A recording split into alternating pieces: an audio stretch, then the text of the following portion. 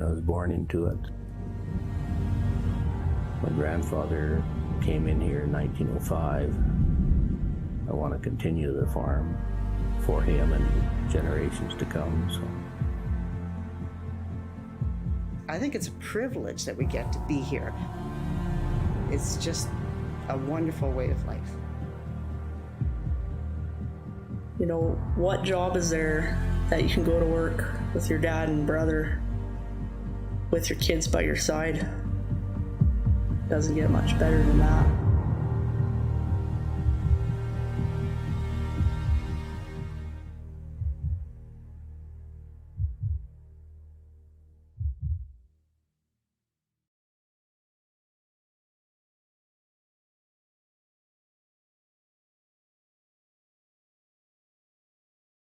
We just got our shipment of logos here in for our next event, which is going to be the mixed doubles. As you can see, there's a few of them. There's roughly 20 logos per sheet to be put in for the mixed doubles, along with a couple extra little dots. But all our logos come from Jet Ice. They are the best logos to put in. We use them around the world, and they're very easy to install. As you can tell, this is the center ice logo that's going to be going in for the world. This is about a 4-footer by 10. It's going to look like $1 million. Their colors on their logos are always nice and vibrant.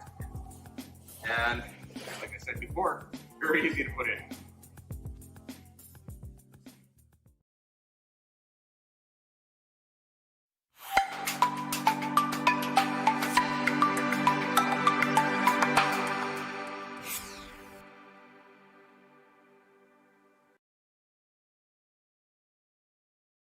We just got our shipment of logos here in.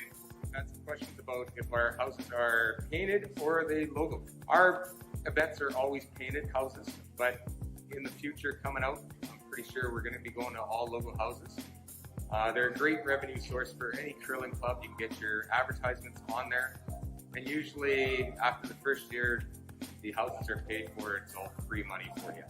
So hopefully check Jet Ice out for your future in-house logos.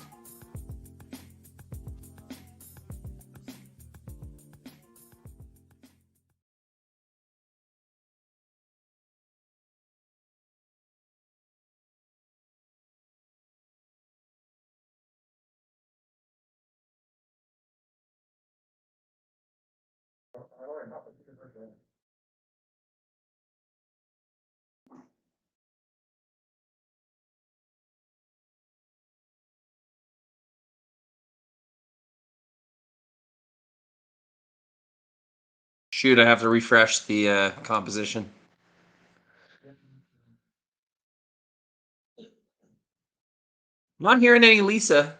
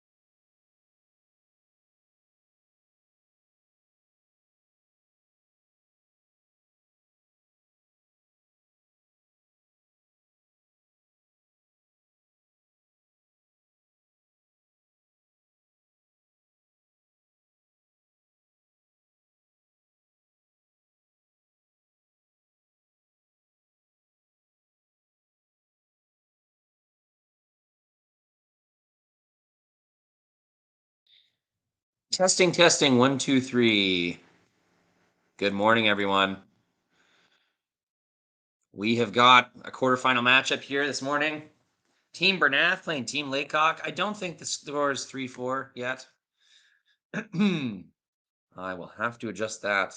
My name is Rory McCusker. I am your curling stream video producer, controlling the cameras here that you see, taking a peek in to the Swift Current Curling Club, the S3 Group Curling Stadium Series.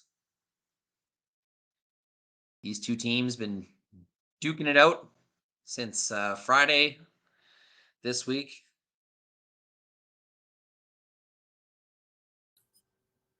Hello. Hello, Lisa. Hi, how are you? I'm good.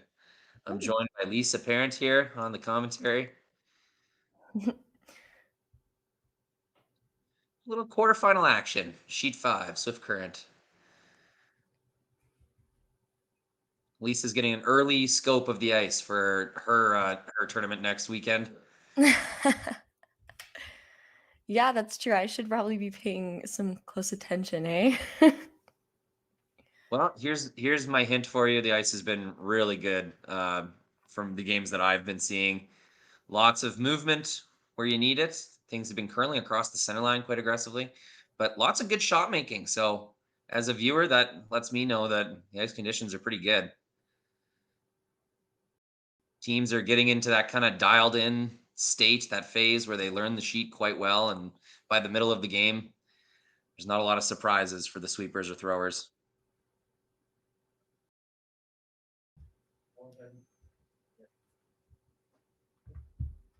Sorry, Lisa, I'm just realizing you can't see the game. We'll try to get you a view there ASAP.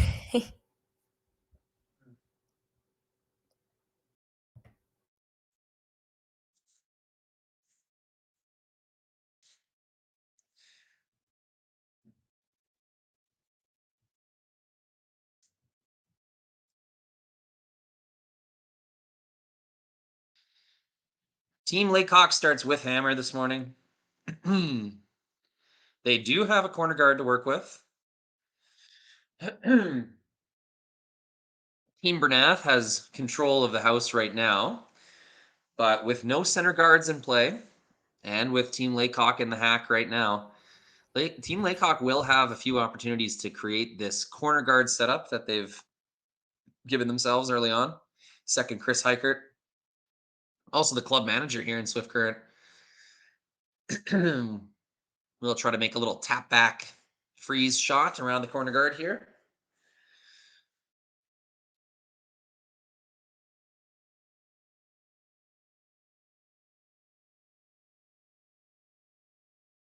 And will he tap it back for shot? Perfect. Very well managed stone there. Team Laycock will get second shot behind cover. Able to tap that Bernath stone all the way to the back 12 foot. It's enough for second shot rock, which was always the goal.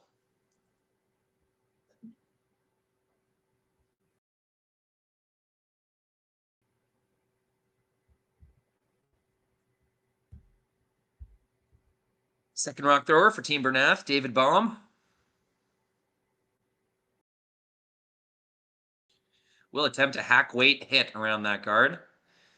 Team Bernath chasing that Laycock stone around the corner guard. They will get it, and they'll roll to the 4 foot. A perfect result. At this point in the end, Team Bernath, without a center guard, pretty satisfied in creating a force scenario for Team Laycock. Of course, Team Bernath could throw a center guard at any point here, try to steal a point or maybe make the force a little more difficult. But looks like in this first end, Team Bernath is pretty satisfied with chasing Team Laycock around the rings, making sure there's no easy shot for two. As things stand right now, someone will be scoring. Team Bernath would prefer that to be Laycock scoring one.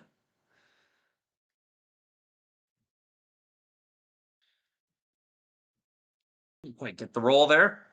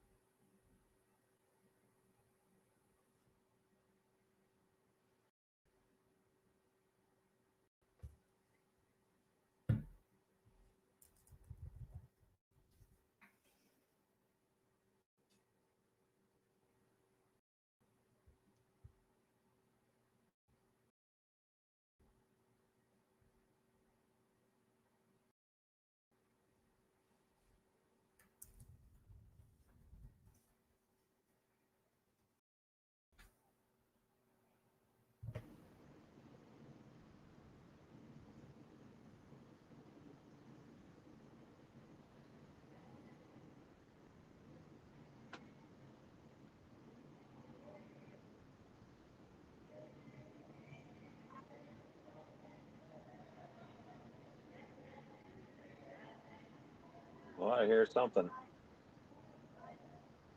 Yeah, there's levels on commentary. I got ambient at least. Haven't heard commentary yet.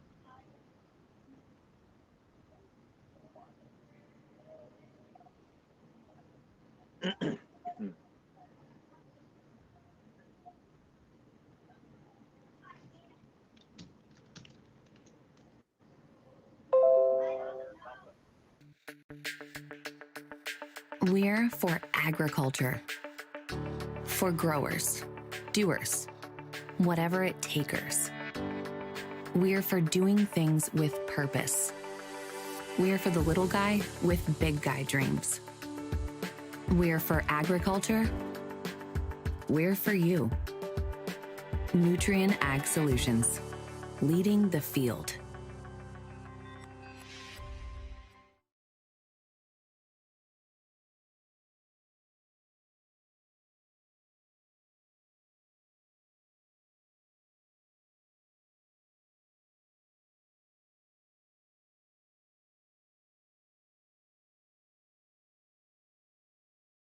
Had some questions about if our houses are painted or the logo. Our events are always painted houses, but in the future coming out, I'm pretty sure we're going to be going to all logo houses.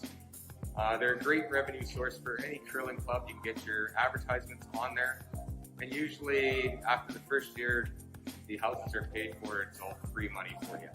So hopefully check Jet Ice out for your future in-house logo.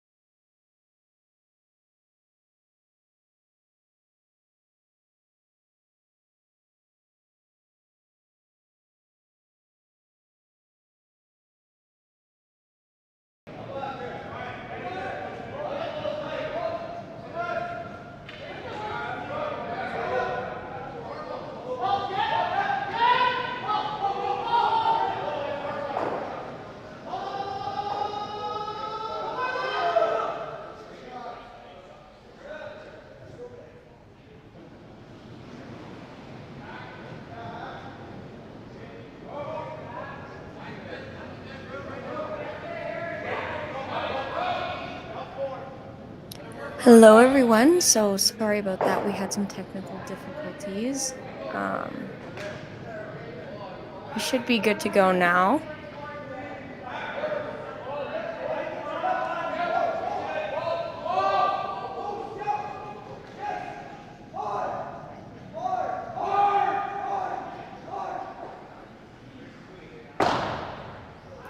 So, for everyone who doesn't know, I'm Lisa Parent, and I am a curler out of Alberta, and I'm actually going to be playing in Swift Current next weekend, so excited to see how these teams do and see what the ice does.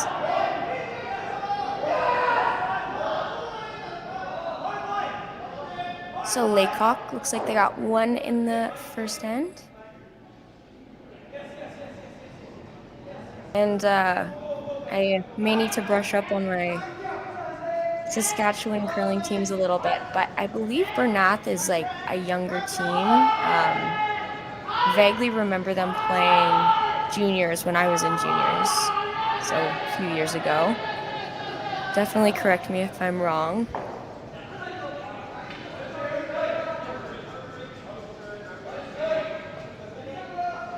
So Laycock's just playing the wide draw around.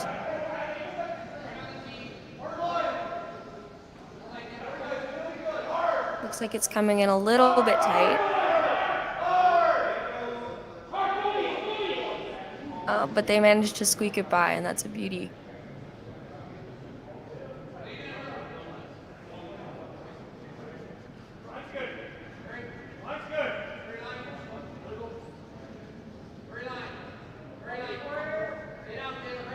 Looking at a type of short run back here, there's no great way to hit that. I'm assuming they're trying for the one that's top four.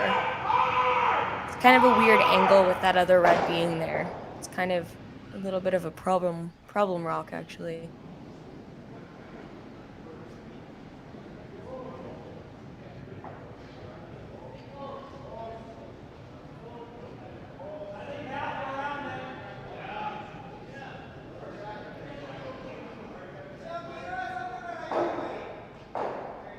Wow, that was a beautiful shot.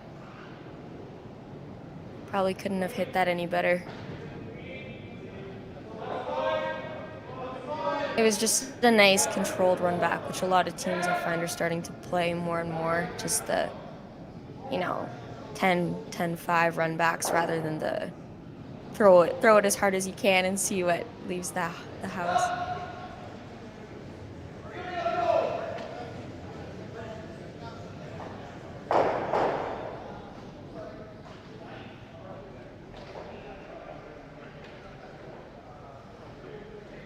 Pretty close double run back for Team Laycock. That was pretty close.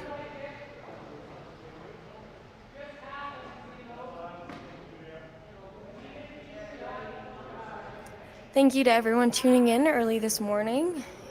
It's lovely to have you all here. I'd love to hear who you're cheering for, where you're from, how your Thanksgiving is going.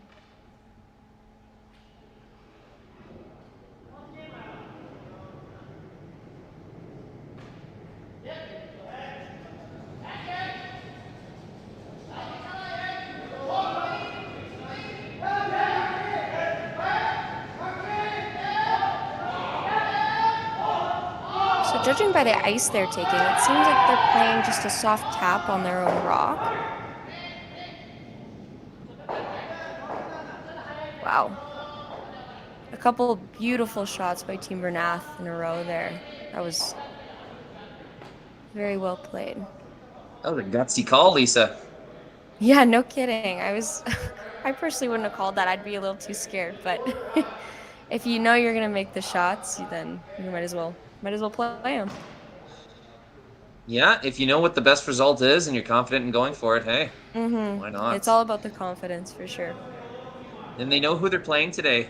Sean Meacham, Braden Stewart, Chris Heichert. These are guys that are very familiar with the ice here in Swift Current. It's the home club really for Meacham for a few years, and Chris Heichert, of course, the manager here. So, respecting your opponent, knowing that your opponent will be making most, if not all, of their shots, you have to put the initiative on yourself to match that with some aggressive tactical decisions. How do you expect that they went into this game in terms of pre-meeting? What kind of stuff would they say to each other before playing a team like this? That's such an awesome question. These teams, everyone's a little different, I find, with how much they plan before the game. I've played for skips that really, they want to plan every shot of that first end out to a tee. They know exactly what they want to happen in the first couple ends. You know, they have that in mind. And I've also played with guys that don't like thinking too much about that, or kind of just preparing themselves to adjust for the situation and whatever they want to do. So, you know, I'm not too sure. My teams historically have been kind of just get out there and just feel the ice and try to keep track of your own shots instead of worrying too much about that. So if they were having discussions about that kind of thing, it would be beyond my comprehension. Yeah, I mean, I've always approached it kind of knowing what you're going to do in the first end, assuming you know who you're playing. Sometimes you get thrown a wild card and, you know, it's an out-of-province team and you don't know exactly what their strategy is going to be like. But for the most part, it's good to have some decisiveness, I guess, in the first end. Just so you kind of, you know, put your foot down and show the other team you know what you're doing. But a lot of teams are really good at just winging it in a way and knowing what to do when it happens. So yeah, I guess it's really dependent on the team for sure. I would agree with that. That's a good way of saying it. Steve not quite able to get the roll there they were looking for.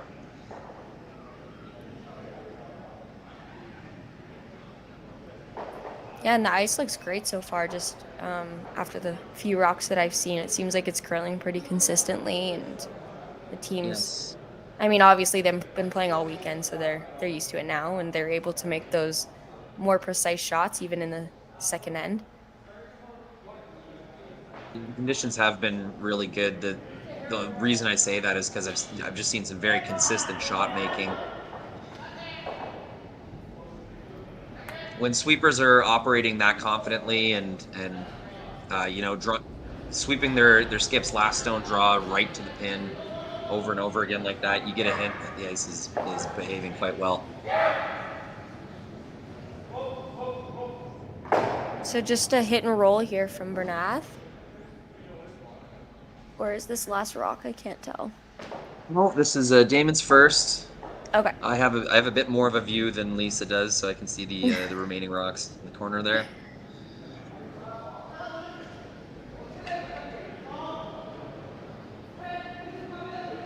Daymond's Just a first nice, one, easy, controlled hit.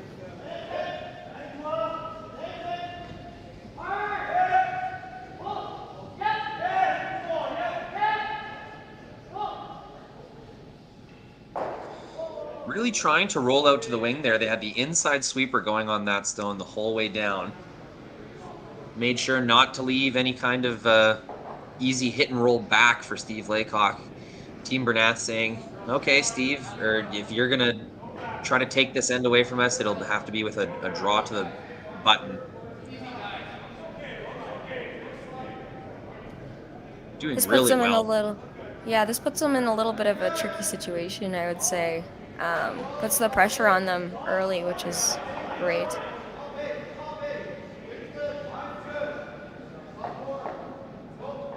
Team Laycock could always try to save the end in a different way. They could make a little tap freeze around the center guard here, but of course it's just so risky. You might leave a shot for 3. They've decided they'll make Team Bernath earn their 2 points, limit the damage to a maximum of 2 by chasing this rock out on the wing. Yeah, and 2 points this early is not a big deal. You're down 1, and all you need is a deuce to be back in the game. So it's probably the safer option to just, you know, limit the amount of points scored this end.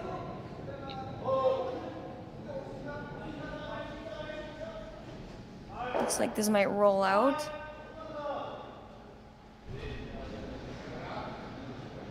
Like you said, not a huge deal. That rock sticking around in the rings, all that would do is cut down the amount of space Daymond has to draw to. So, draw to the 12-foot, draw to the 8-foot. Not a big difference here for Daymond Bernath. Yeah, it gives him a good opportunity to feel his draw weight without a ton of pressure.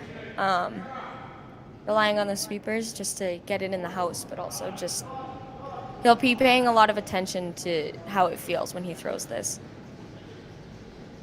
Yeah, these draws in the first, second, and third end are really important for the whole team to get a good sense of what it's going to be like for the rest of the game. Very likely going to have to throw a few more of these. So it's really important, like you said, get a good feel for it. Sweepers, throwers, line caller, everyone. It's always good when the sweepers are cleaning right off the bat. These bright lime green brooms are really significant. I'm taking notice that Team Bernath has here. I didn't actually notice that, but yeah, they're nice. They match their jackets too, so. I've been seeing more and more teams with the custom brooms and the matching brooms. Well, score 2 puts Team Bernath ahead, 1-0. Or 2-1, I should say. Laycock will have the hammer in the third end when we come back. Had some questions about if our houses are painted or are they logo. Our events are always painted houses, but in the future coming out, I'm pretty sure we're going to be going to all logo houses. They're a great revenue source for any curling club. You can get your advertisements on there, and usually after the first year, the houses are paid for. It's all free money for you. So hopefully check Jet Ice out for your future in-house logo.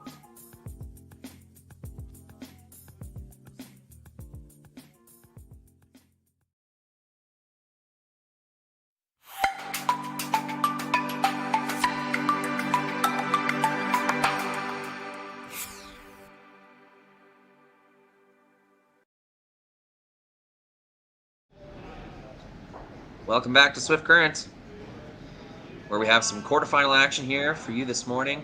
Team Bernath out of Saskatoon, Saskatchewan. Team Laycock out of Swift Current, Saskatchewan. Duking it out here. Before you came back into the stream, I was talking to myself about Bernath. They were a junior team not too long ago, correct? Yeah, Go ahead.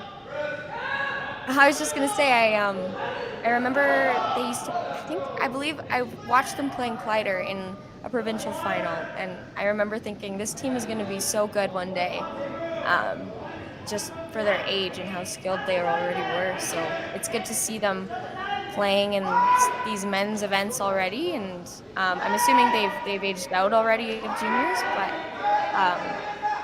yeah, I stand by my word. They seem like quite a solid team. Yeah, and they went through a streak even while they were still in juniors of entering men's spiels and winning them. So that feeling you had, I think, was pretty well justified, Lisa. I like to think I have pretty good judgment.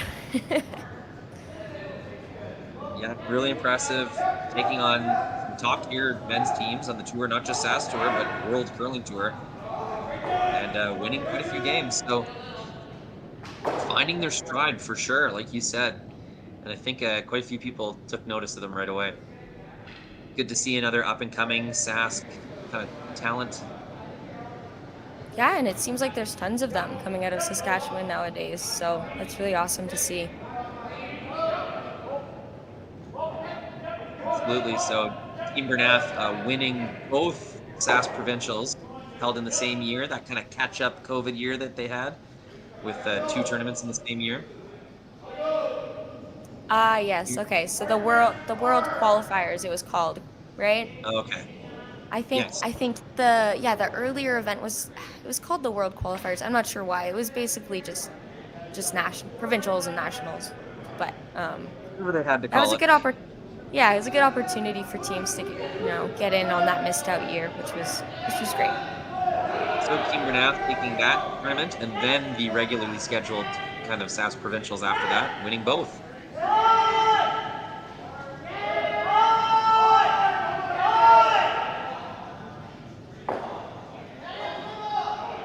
So Rory, can you tell me a little bit about yourself? Because I mean, we just met on the stream, so I'd love to just know where you're from. We'll have a live meeting here.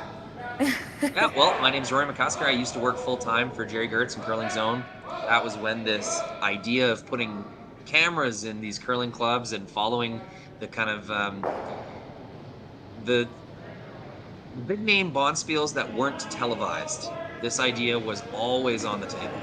How can we get in these clubs, set up some iPads or something, and live stream this stuff? Well, then we started seeing in the late 20-teens, teams and coaches putting the suction cup up on the glass and getting their phone or iPad, recording the game, and we could see, hey, maybe this idea isn't as complicated as we thought it might be. Maybe we don't need to buy, $100,000 worth of broadcasting equipment and drive a truck from stadium to stadium and produce it that way.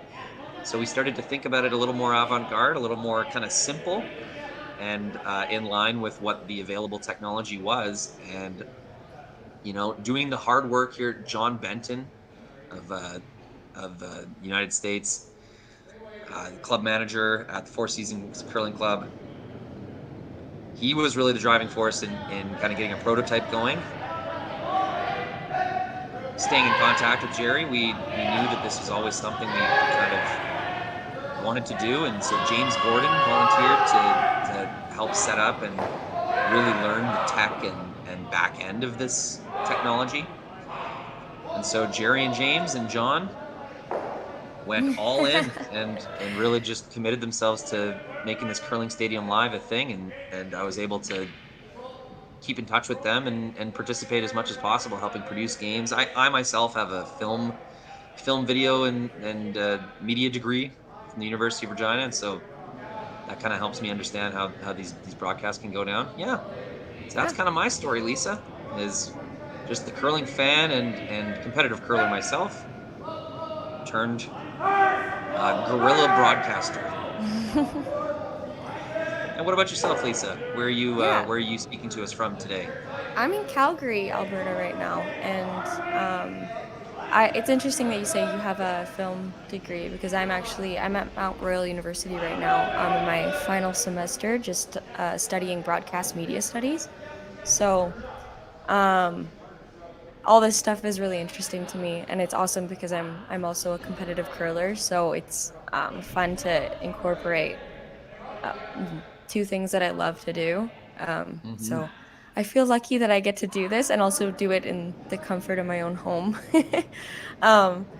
But yeah, and I'm actually, I've said this before on a live stream, I'm skipping my own women's team this year, and I'm a very new skip, so it's interesting to me to hear everybody's perspective on strategy, and I also feel it's a great opportunity commentating to learn more, because there's just a lot that I don't know, but I'm excited to learn. And I'm also in Swift Current next weekend as well, so I'm really excited to get out there and play some of these really good Saskatchewan women's teams. I love traveling, curling and traveling, so it'll be exciting. Yeah, awesome. I totally agree with you. What a great way to combine your passions. Yeah, completely. Like, I feel very lucky.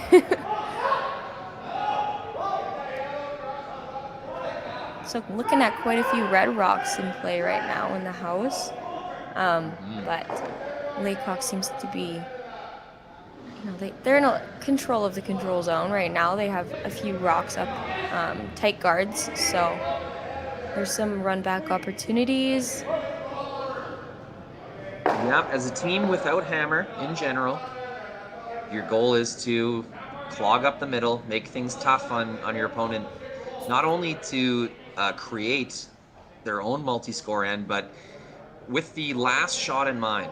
You're hoping, as a team without hammer, that your opponent is interrupted in their ability to draw the button or draw the forefoot to save the end. So what you're looking for there is some overlapped guards, some guards with separation, just making things as difficult as possible for the team with hammer to clean up.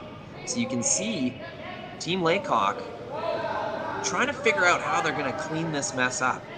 How can we do this with one rock or maybe just two rocks before our opponent has a chance to re-solidify that center line? So as we can see, we got some overlap on those stones. If you're going to run those back, you don't have much control over which direction they go. They're pretty loaded up.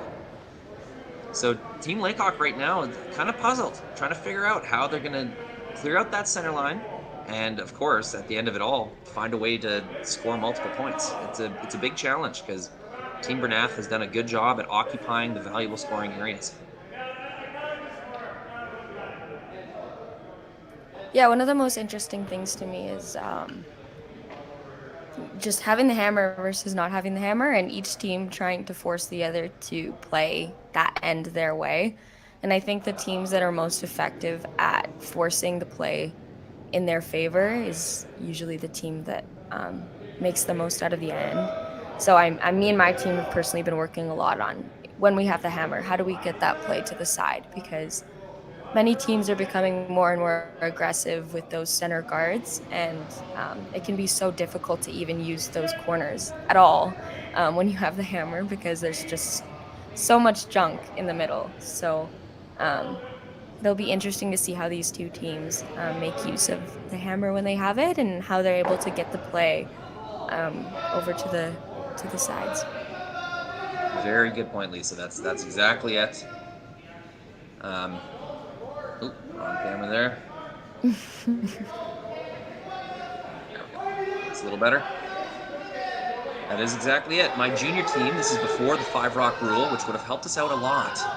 We would throw 2 corner guards almost every end. Tie game scenario, up a few points, down a few points, didn't matter. Corner guards, 2 of them, every single time. The reason we were doing that is because I think we learned at some point in some way that if you have hammer and you want to score multiple points, you want to make sure that someone scores and that you can set up a big end, you throw 2 corner guards. We just learned that somewhere, sometime, and just took it as our default strategy. Well, guess how many times out of 10 we were actually able to use those 2 corner guards? Almost never. Yeah. Because we had a plan to throw the 2 corner guards, but we never really had a plan at how to address the 2 free stones we were giving our opponents to throw down the center of the ice. And so over and over again, I'd be throwing last stones. I'd be looking at a total mess in the rings. I'd be looking at those 2 corner guards we had thrown previously, and I'd think to myself, why did we ever dream that we were going to be able to use these things when we had no plan at how to address the opponent's plan down the middle? We basically were forcing ourselves to make a run back or like a long double or hope for a miss almost every end, and we just weren't getting it. So sometimes you can repeat the same horrible strategy over and over again until you understand why it is and isn't working. Well, and sometimes you just need someone to kind of give you a little slap in the face, metaphorically, and tell you, like, how many times have you done this and how many times has it worked? Because sometimes you think something's working and then you realize, I'm having to make these next to impossible shots every end. Maybe it's not that I'm a bad curler. Maybe there's something off in my strategy, because the best case scenario is that you're giving yourself easier shots to make, not impossible ones. And yeah, I don't know. I'm becoming a big fan of bunting rocks into the rings or ticking them early, because I think ticking used to be a kind of thing that was reserved for the last end when you were up a bunch of points. But I'm seeing it now as kind of a way to make more use of your corner guards, especially if you have a good lead that can make those shots, 9 times out of 10, then I think it's honestly a really good option to make more use of them.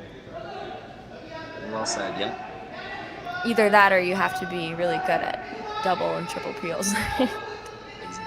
Yeah. Well, 2 shots in a row here.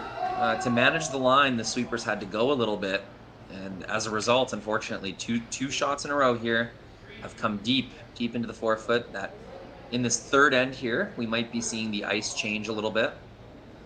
Some paths starting to develop, some quicker paths, letting the rocks glide a little further.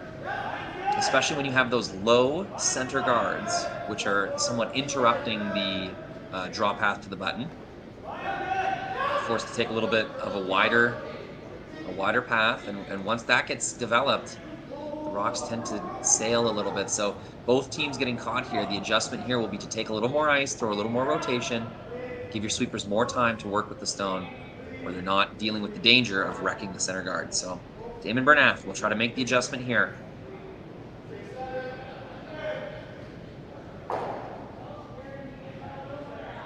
It's very interesting to hear, at least, that your team is practicing already, focusing already on managing the start of the end like that. It's a very good thing to practice, and especially when you're entering your competitive season or starting your tournaments for the year. Just practicing that start of the end or those first couple rocks, that'll at least get your feet under you. And like we were talking about before, if you ever do have to kind of just think on your feet or wing it, well, at least you've practiced the start of the end. You know what a steel setup, a blank setup, a force setup is going to look like for your team. So it's smooth practice. Yeah, it's interesting. I feel like we do have a really good handle on what the first few rocks would look like. And now we're kind of working on, okay, how do we stick to the plan throughout the end? Because oftentimes I find as a new skip, I kind of lose sight of what the real goal is. And that kind of, I lose that like in the middle of the end. Whereas at the beginning, I usually know exactly what I'm doing. But yeah, it's super important to know what you're going to be doing with your leads rocks. And I also think that just helps the lead understand that their rocks are essential, because sometimes I feel like maybe they don't feel that way, which it's super important to make your lead understand that like their rocks are going to set the tone for the rest of the end, and they need to make them. So it's always good having a very strong idea of what you're going to do in the first few rocks. No, that's a great point, Lisa. And you know what? It may have even been true in curling for a long time that the lead was clearly the least important position, especially when teams were really just kind of chucking hits the whole end and trying to make maybe a roll or a tap or a freeze later on in the end to get their 2 points. In today's game, you said it. The leads rocks are so vitally important, especially as you get up or down 2 or 3 or more points. A tie game scenario, perhaps you can afford a miss here or there, or you can just kind of probe the opponent. But when you're down points, those lead rocks absolutely have to be in the free guard zone for you to have a chance at making something happen. Yeah, especially with the I'm not sure if they're using this rule here. I probably should have brushed up on that, but the no tick. Not this weekend. Not on the center line? Okay. Yeah. Next weekend, however, I think you will be playing with that. Oh, okay. I was very against it at first when I heard it, and then I ended up playing it last weekend in Vernon, and I liked it more than I expected to. Just because it really engages your team in putting that rock perfectly. Like, you have to place it right on the center line. And I don't know, it just added this interesting strategic aspect. It made the first few shots just a little bit more interesting, and just engaged everyone more. So I kind of enjoyed it. And I guess, I don't know, maybe I will change my mind on that, but for now I don't mind it. What about you? How do you feel about that? I think you've just shown me that I'd have to play it to truly understand it, because I think I like it right now, but what you just described is really interesting. And yeah, I bet I would have similar thoughts as we kind of played it for the first time. Yeah, it became more of a discussion in the first couple of rocks, which I thought was great. Even with the other team, like, asking, okay, well, is this rock on the center line? We had to make a few calls on if it was even touching or not. But it's just more engagement in the lead rocks, which I thought was kind of fun. The other thing I'm thinking of with that is how often center guards are accidentally ticked. I mean, that's very common. You're playing so the 4-foot line, lots of hack weight shots or something like that. The way I've always played those ends as you're coming to the middle is the way that I justify it is when I have hammer is well, at least if my team wrecks on the center guard, we'll tick it out of the way, and that'll be a fine result. So I'm going to go ahead and make this hack weight come around call. Well, the no tick rule is going to have to change that skip's idea there, because no longer is that accidental tick an acceptable result. Yeah, you were like 1,000% right. It changes the tolerance on your lead shots, because I think most people play that the way, whereas if you tick the center guard and you have the hammer, it's not a huge deal. But now you kind of need to be more careful about where you put the broom and really it forces your lead to make their shot perfectly, which is something that sometimes leads don't have to deal with. Obviously skips do, you know, if you don't make your shot perfectly, then oftentimes it's not a good shot. Whereas now the lead kind of, you know, they're forced to make it perfectly. They need the perfect weight, they need the perfect line. So it might challenge leads more, which I think is a good thing at the end of the day. I'm sorry if you can hear my dog scratching in the background. That's okay. My cat loves to jump on this laptop, so if commercials start running in the middle of the end, know it was my cat. And press all the buttons. Well, we've got a really interesting last rock here in the third end. Steve Laycock, an in-off this orbiter, this nearly along the boards rock. You don't see this very often. No, it is Super's on it hard. Up. Wasn't quite able to get there. It's not a look that a thrower is used to seeing. A full weight shot at the boards. Like Steve Laycock was not able to make the in-off. Looks like it'll be a steal of 1 or 2 for Team Bernath. I believe it was 1. I believe it was 1 in the top of the forefoot there. Really impressive control by Team Bernath there, maintaining that setup in the center line, forcing Steve Laycock to some very difficult shots. They will lead 3-1 after the third end. Steve Laycock will have the hammer in the fourth.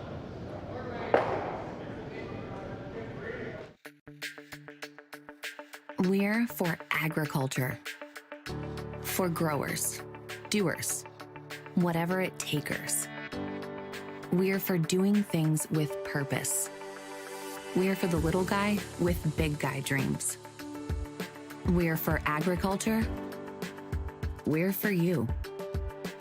Nutrien Ag Solutions, leading the field.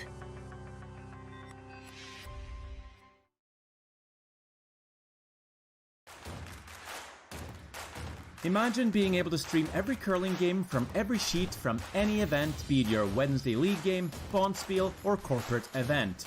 Curling Stadium offers an all-inclusive streaming solution featuring high-quality cameras, ease of use, great reliability, and minimal installation. Offering your sponsors customizable ad space on your streamed curling games and being able to sell video packages to your corporate events for increased revenue. With Curling Stadium, you can stream to any device, be it your mobile phone, tablet, or computer. Push the feed to your desired platform, be it Facebook, YouTube, or any other social media.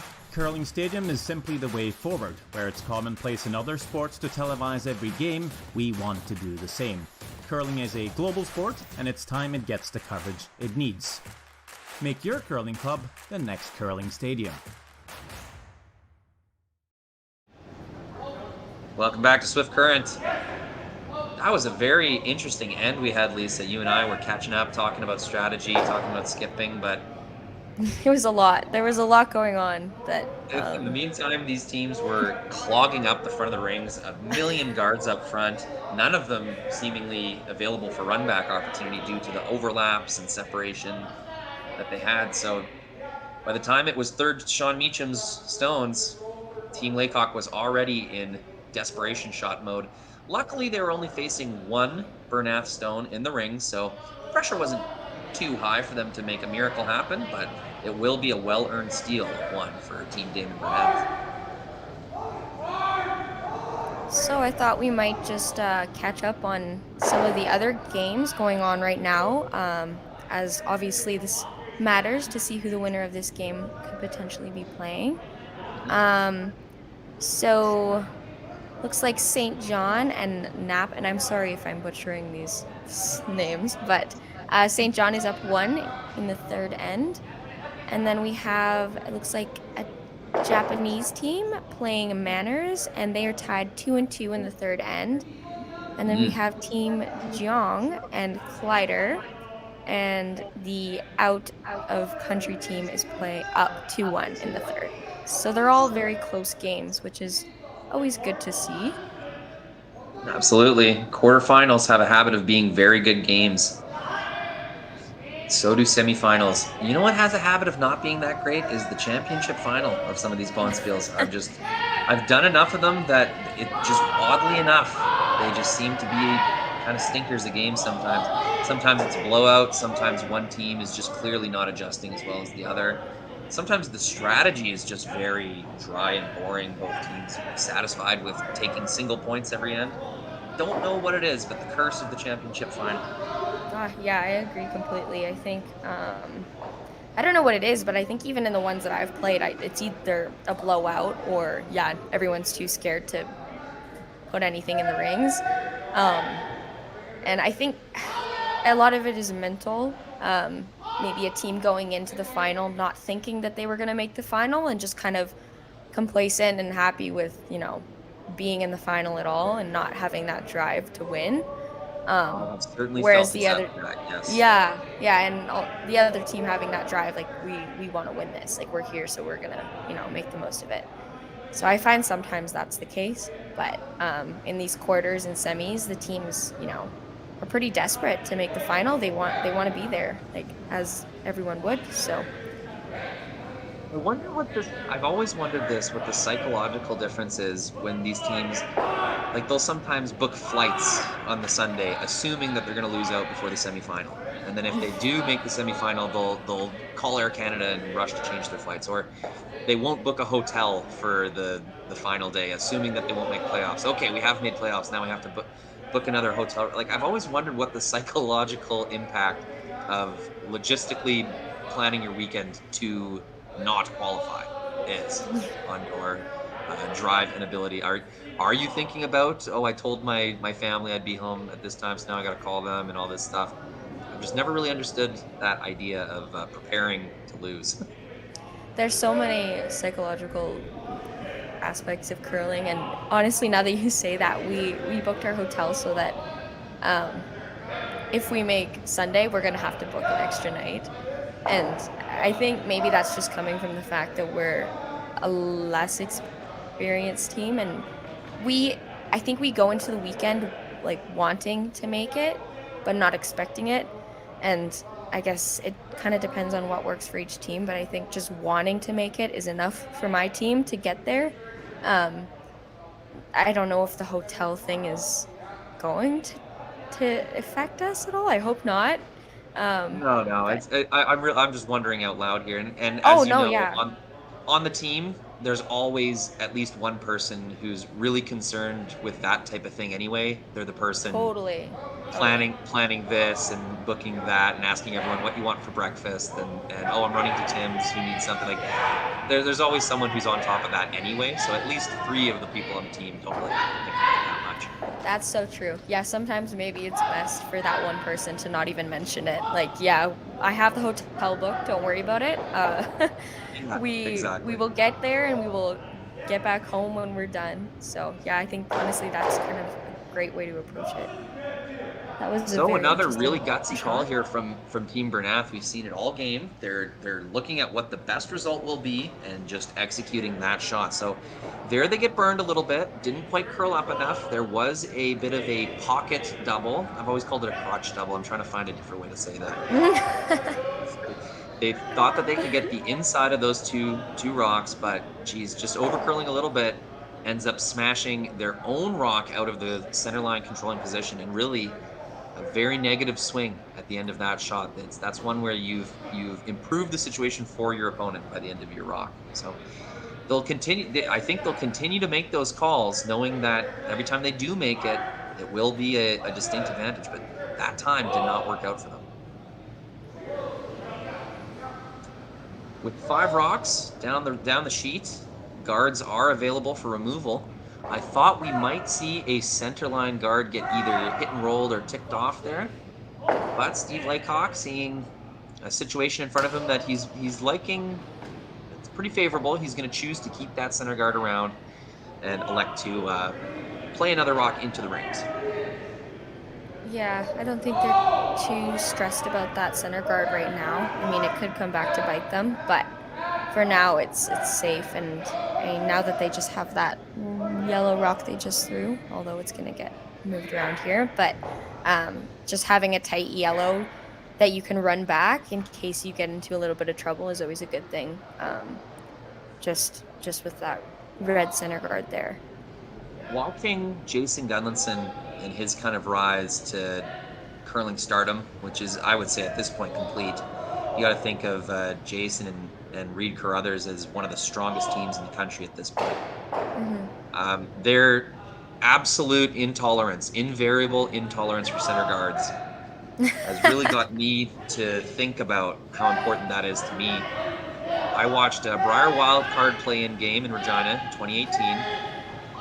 It was a free game. It was that, there's only one wildcard spot, but they send 2 teams to Regina to play off for it. So Brandt Center was packed, is a nice atmosphere, and Jason Gunlinson, in front of a nice Regina crowd, blanked 7 ends in a row. It was the most boring curling game I've ever seen in my life. But he ended up winning that game 2 points to 1 by maintaining hammer the entire time, by not permitting center guards in his house, and forcing the opponent. By the 8th end, the opponent finally said, "Oh my goodness, we're gonna have to be the ones that take some risks and make something happen here, because Jason's just gonna hit us out of this game." They did. They got forced. Jason won the game with the deuce that he finally was able to get in the very last end. So it really got me thinking. That game, well, after I was done being angry that I wasn't very entertained, I started thinking to myself, wow, those center guards really are important. So it's just little things like that you learn in these little increments. Sometimes you don't even know what you're learning while you learn it until you've already learned it. Did that make any sense? That made complete sense, yeah. It was wordy, but it made sense. That's hilarious, the 7 blanked ends. I almost think it would be kind of entertaining just to be like, okay, are they going to blank another? Are they going to blank another? Because, that's just kind of ridiculous. But I mean, a win's a win at the end of the day. It's not the team's job to entertain the crowd. It's their job to win. So, Absolutely. No hate towards them for doing that. It's also definitely the other team's job to, if they want to generate points, they need to find a way to do it. So I think that it may have just been a little bit of both teams kind of not wanting to engage. Sean Meacham's going to skate down here. Steve Laycock likes what he sees here, but knows that there's some danger around. There's multiple Bernath stones available for promotion or hit and rolls. The amount of paths to the forefoot are closing very rapidly. So even though Team Laycock is lying 2 points, they like what they are seeing here. There's really no available double for Team Bernath. They're going to try to manage this right now before something happens that might make the situation look not so good. Like we were talking about, that center guard. It's protecting a Laycock stone right now, but that is not necessarily going to be the case for the rest of the end if they're not careful. Yeah, and I mean, I don't know what. The ice is probably not curling enough. Is it curling enough to get around that guard and just tap it back? Perhaps, like for Laycock to tap their own stone back? Or for Bernath, like if they have an opportunity at that yellow rock at any point. They might be able to. What I'm seeing though is it's pretty high up in the rings there, and if Bernath did tap it back, all that would earn them is a spot in the top 8 foot, which is of course a good place to be, but it's not going to be enough to force or steal. Yeah. So yes, I think, Lisa, I think they could do that, and that will be part of this discussion, is what is our opponent going to do? Not only what do we want to do, but what's our opponent going to see? Up 2 points without hammer. They're likely going to tolerate us getting two points here. How do we cook up 3 or more here? Yeah. Another question I like asking myself is, what do we not want the opponent to do? What shot do we not want them to be able to play? So, looks like they're just throwing another rock in there. Yeah, you could see them place their brooms on the face of their top 8 stone. I think they might be. Yeah. I think they might be thinking what you were thinking, Lisa, and that Daymond Bernath is going to try to tap that stone. So, I think they might be looking to beat Team Bernath to that spot that they know is going to be the next controlling area of this end. Yeah, and like Laycock is definitely going hard for a deuce here, so they're not going to be happy with just just 1 point. This is looking a little bit heavy. I think they're going for plan B here, trying to sweep it clean by. They don't want to leave an opportunity for their opponent, and they're going to get pretty lucky there, the way that ticked off. As you can see, the outturn path will be curling just a little too much to get a nose hit on that back yellow stone. The only way they're going to be able to remove that and keep their rock in the rings is to throw quite a bit of weight. Mm-hmm. And it looks like that's what they're lining up. So the shot here is to throw up weight, which of course will keep the rock straight, and try to get as close to nose as you can so you're not rolling too far out of the rings to the left. It's a very challenging scenario. Oh yeah, this is a very tough shot. With that much weight, it's hard to keep a rock where you want it. So he's going to have to be very precise with the line here, and it definitely makes the line calling difficult for the third to make this perfectly, because with that much weight, it's just hard to call hit and rolls. Absolutely. It's the hardest skill to judge as a fan is the line calling ability of a skip and third. Really, even as a curler, until you play with someone, you don't really know how developed that skill is for them. Yeah, in fact, completely. I would say most disagreements on a team, besides of course sweepers being a little bit offset in what they think the weight is between the backhand players of should we or shouldn't we have swept that rock, what could have we done to manage that stone down the line better. And it's just tough. It's tough to gauge that skill, but one that I really noticed is Kleider's team, Joshua Mattern and Rylan Kleider, just elite level, observers of rocks. Oh, 100%. Yeah. So that one rolled a little too far. And so just as we were talking about it, third? Sitting third shot, but won't be good enough this late in the end to really make an impact on the scoring area for Steve Laycock. Just as we were talking about it, it appeared that they were off that stone for a good portion there, just trying to figure out exactly how they could manage that stone to make it perfect, and just so close, but 1 inch too far. Yeah, I think it's really important for the third to be able to take accountability, and the skip as well, both to be taking accountability when they miscall a rock, because I think that just makes it a lot easier on the sweepers and the thrower to know that there's nothing they did wrong and there's nothing that they need to change. It's just a matter of line calling, and line calling is hard. It's really difficult. I would say I played front end for basically my entire curling career, and in my opinion, line calling is more difficult than weight calling. Maybe that's just because I was more used to weight calling, but it's so funny to hear you say that, because me growing up playing backhand, I'd say judging weight is more difficult, so that's funny. Okay, yeah, it's probably just a, me being used to it, but I would say once the third just, looks at their front end players and says, sorry guys, like I just miscalled the line on that, it just takes so much pressure off the rest of the team, and there's no shame in admitting that you miscalled the line, because it's hard, it's really difficult, and it's a skill that I think definitely would come over time, and it's tough. I'm learning that very quickly as I'm skipping this year. It's a tough skill. That's a great point. No, it's a super important designation to make to your team. And if you're ever going to learn from what happened there and make the next shot down that spot, you need to be sharing that information with your team, not just for like teamwork and confidence purposes, which you described very well, and yes, is very important. But if you want to make the next shot down that path, you guys need to be sharing every bit of observational information that you gather. Absolutely. I think there's nothing more important than accountability in curling. So it looks like they're having a little bit of issue deciding on what to call here. It's kind of a weird situation. It is. These are the toughest situations to be in, I find, as a skip. We get really practiced at managing kind of tie game scenarios, common looks, the things that we see over and over again, like a frozen stone in the top 4 foot with a single guard protecting it, or maybe a setup in the wing where both teams have been making taps or freezes over and over again.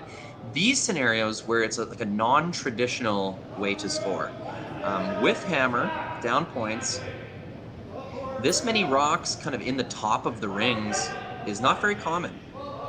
Both in-turn and out-turn paths to the button, both draw paths being taken away, not super common either. And Steve Laycock is lying 2 stones right now. He clearly has the advantage in this end. So it's a little more difficult because you just don't really see these situations as often.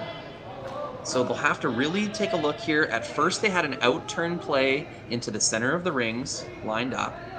Steve skated down, and now they've decided to play an in-turn hit and roll, tap and roll type shot to get into that 4 foot area.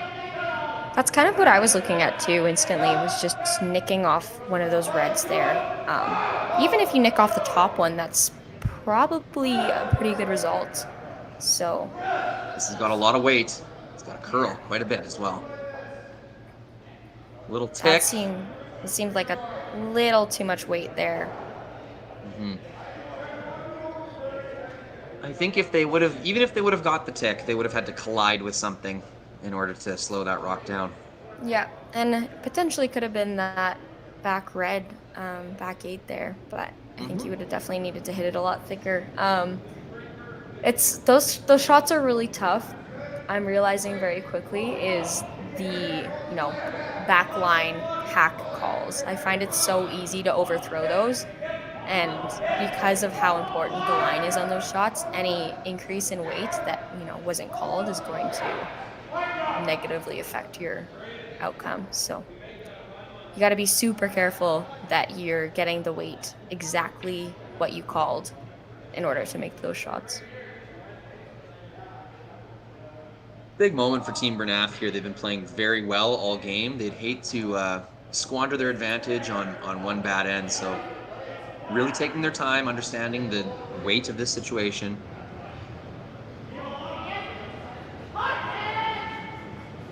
Team Bernath seeing something. Yeah, I was going to say, what's the call here? Well, it looks like they're going to make a play. They're going to promote their own redstone in the 12 foot here. Now, whether they're going to play it to the back yellow to kind of get a frozen type scenario to force Steve Laycock to 1 or 2, or whether they're trying to play this run back kind of thin double type shot to remove both yellows. I'm not so sure. This definitely looks like at least like a soft hit weight to promote the red stone. Yeah, I think it seems like a little bit of a run kind of flop situation. They want to flop their red under cover as much as possible. I'm assuming their shooter will stay kind of in that area. I don't think they're throwing a heater here, so. Well, with Steve Laycock's last shot in the previous end, that in-off the boards, a couple of the shots we've seen this end, this has definitely been a non-typical game so far. Some very, not very common throws. Yeah, it's been weird. It's been weird for sure. Got 1, got 2, but they were not able to curl enough to stick that stone in the rings like they were intending. It's going to open up the rings for Steve Laycock to draw for 3 points. And once again, we see this live by the sword, die by the sword mentality with Team Bernath. Looking at the situation, understanding what the very best result would be, and fearlessly putting the broom down and throwing the shot. They've had 2 misses so far with that mentality, and it looks like they will get burned this time, but look for Team Bernath to not back down on that tactical decision making. Yeah, I like it, and I like how confident the whole team is in what the skip is calling. It's good. It's a very united team. I'm feeling that as well, yes. So just a draw to the. Are we going back, or are we going on top of their yellow? I think they've got enough scoring area they can do any one of those things and still get their 3 points. The big disadvantage to Bernath's shot is they've made this considerably easier. If Daymond doesn't throw his last rock, Steve actually has a tougher time getting into the rings for 3 of them. Now that there's no obstacle on this in-turn path. I think you need a little bit of a flop here, yeah. You were correct, Lisa. They did, for sure. If they would have got any more no's than that, I think it would have remained 4th shot. They wouldn't have got their 3 points. But the flop they do get, 3 points for Steve Laycock. Will take the lead in this quarterfinal matchup. 4-3, Laycock. 5th end when we come back. We just got our shipment of logos here in for our next event, which is going to be the mixed double. As you can see, there's a few of them. There's roughly 20 logos per sheet to be put in for the mixed doubles, along with a couple extra little dots. But all our logos come from Jet Ice. They are the best logos to put in. We use them around the world, and they're very easy to install. As you can tell, this is the center ice logo that's going to be going in for the world. This is about a 4-footer by 10. It's going to look like $1 million. Their colors on their logos are always nice and vibrant. And like I said before, very easy to put in.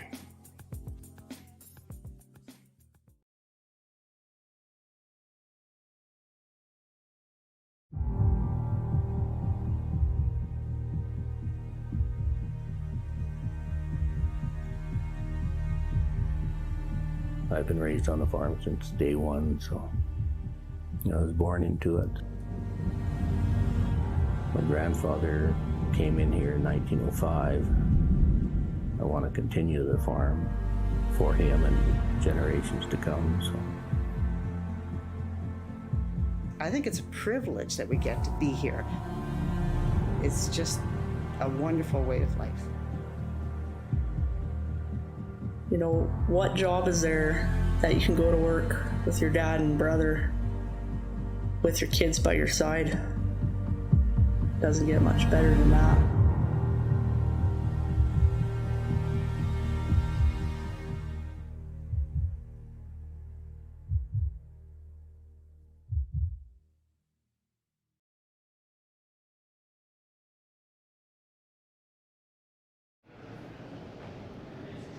Welcome back to Swift Current. 2 really interesting ends in a row there. The 3rd and 4th. Team Bernath really playing an all-out kind of tactical mindset here. Going for the top result. This is a high-scoring game, and not surprising after the 3rd end, I believe. Just seeing how many rocks were in play, I don't think either team is afraid to make this an interesting game, which is good. It's exciting. Just want to quickly shout out the Team Laycock Facebook page as well as the Team Bernath Facebook page. I think we got family and friend watch parties tuning in on both of those pages, so welcome. I'm very happy that we can give you high definition access to your friends and family members on the ice here competing in this quarterfinal matchup. Also want to say hi to CBC Gem. You have made the right choice, CBC Gem viewers. I know there's some excellent Canadian sitcoms and Canadian programming on CBC Gem, but you got live curling this morning, so you've made the right choice tuning in with us. Oh, what else could you be watching on a Monday Thanksgiving morning? You could be binge watching Schitt's Creek.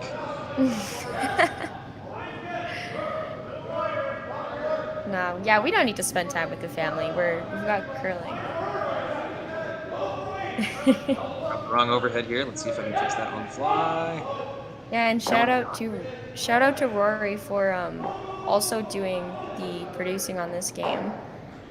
It's definitely a lot when you are commentating and also producing at the same time. It's a lot for your brain to process. So shout out to him for doing a great job. Well, thank you, Lisa. Yeah. But as you know, it's pretty fun as well. It's super fun. Super fun. Yeah. There we go, coming right overhead. And if I'm taking any of that credit, I got to shout out Mr. James Gordon as well, on site in Swift Current, spending all his time between draws, optimizing all of this audio-video technology. If we ever have a problem during a broadcast, James is right on it as soon as broadcast is done, and always comes up with some sort of solution. or at least diagnoses the problem. Our tech wizard, James Gordon, Mr. Jet Ice Yeah, himself. James is awesome. When we were in Vernon last weekend, or I guess last weekend, I met him there at the event, and he was there. Seemed like at least 12 hours a day or more. So it's impressive that he can, keep all this going. He's like a one-man band out there, kind of. I mean, there's obviously some support here as well, and from Jerry, but no, I was very impressed with all that he was doing in Vernon. So Yeah.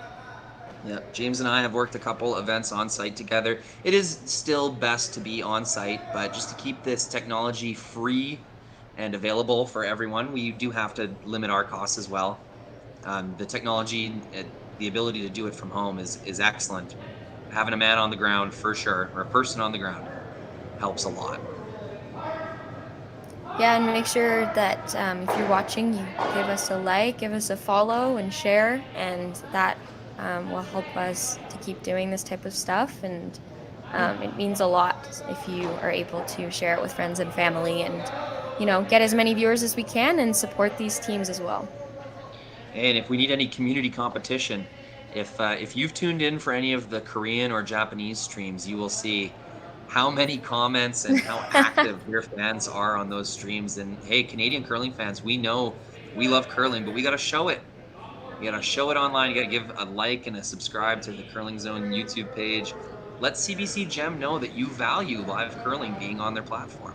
That's all they need to hear to keep providing this. And just your voice does matter. And that's something that, people sometimes forget. It's easy to get lost in this big world where you think so much is happening. Oh, I'm just one person. No one really cares what I think. No, some of these comments showing the appreciation people have for seeing this live curling and being able to follow their loved ones on the ice, guys, that inspires us, and it lets us know that there is a really passionate audience out there for this type of thing. We get to show those comments to sponsors, to potential event hosts, to potential curling clubs that are thinking of putting this in themselves. So yeah, let us know.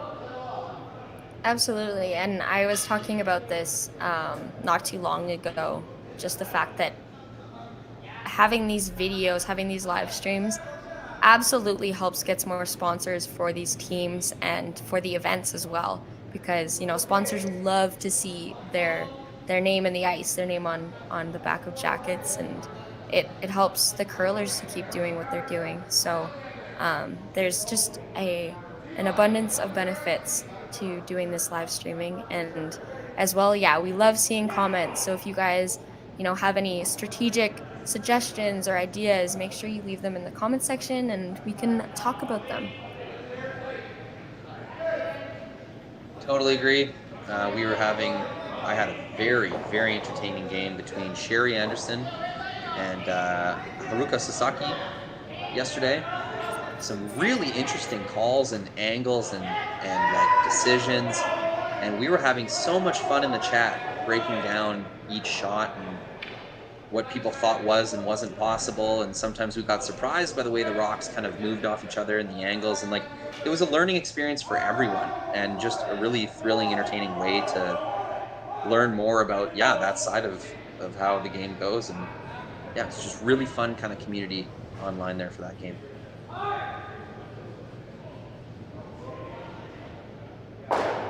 Run back number 2 for Daymond Bernath. Ooh.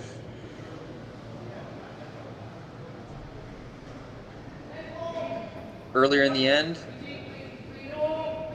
the second for Team Bernath, David Baum, made a really nice run back, split off there, and now Braden Tessier tries the same, gets one Yellowstone, but is not able to double them off. Definitely This is the simplest end we've had so far. I was just gonna say that this is most unlike any other end that we've seen. Maybe they were getting tired of the amount of rocks in play. I don't know, but this is very, very simple.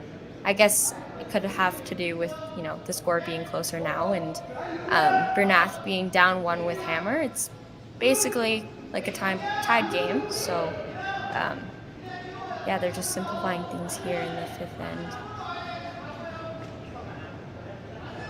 It may have been that the leads made some shots perfectly, and there's a decision made to kind of adjust the guards. Things just not kind of going back and forth. Team Laycock making all their replacement shots, meaning their lead would have thrown a center guard and a come around, and for the rest of the end, they've been replacing those two stones, replacing the center guard, replacing the rocks and the rings. So now that Bernath has left a stone up front, Steve Laycock attempts to draw another stone into the top 8 foot, comes up light. I wonder if we're seeing any ice changing here in the 5th end, because I find it kind of strange that they would come up that short after, they've had some decent weight the whole game.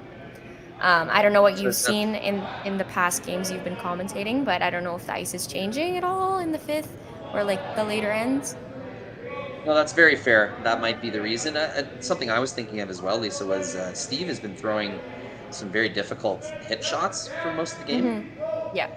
Maybe it could be a case where Steve just didn't have his draw weight, and I'm actually struggling to remember. Besides, well, actually, now that I think about it, he did just make a draw for 3 in the previous end. Mm-hmm. That was on the opposite side of the ice, but unless you're really seeing a significant change back and forth, yeah, that was a slightly confusing miss, for sure. Something we're not used to seeing from a thrower of Steve Laycock's caliber. And I just wanted to also shout out Jason Bratton, the head ice tech out there. Like we've been saying all game, the ice looks amazing, and I'm super excited to play on it next weekend. Just the amount of curl and the consistency looks great. So huge shout out to everyone working on the ice out there. We're always grateful for the ice techs.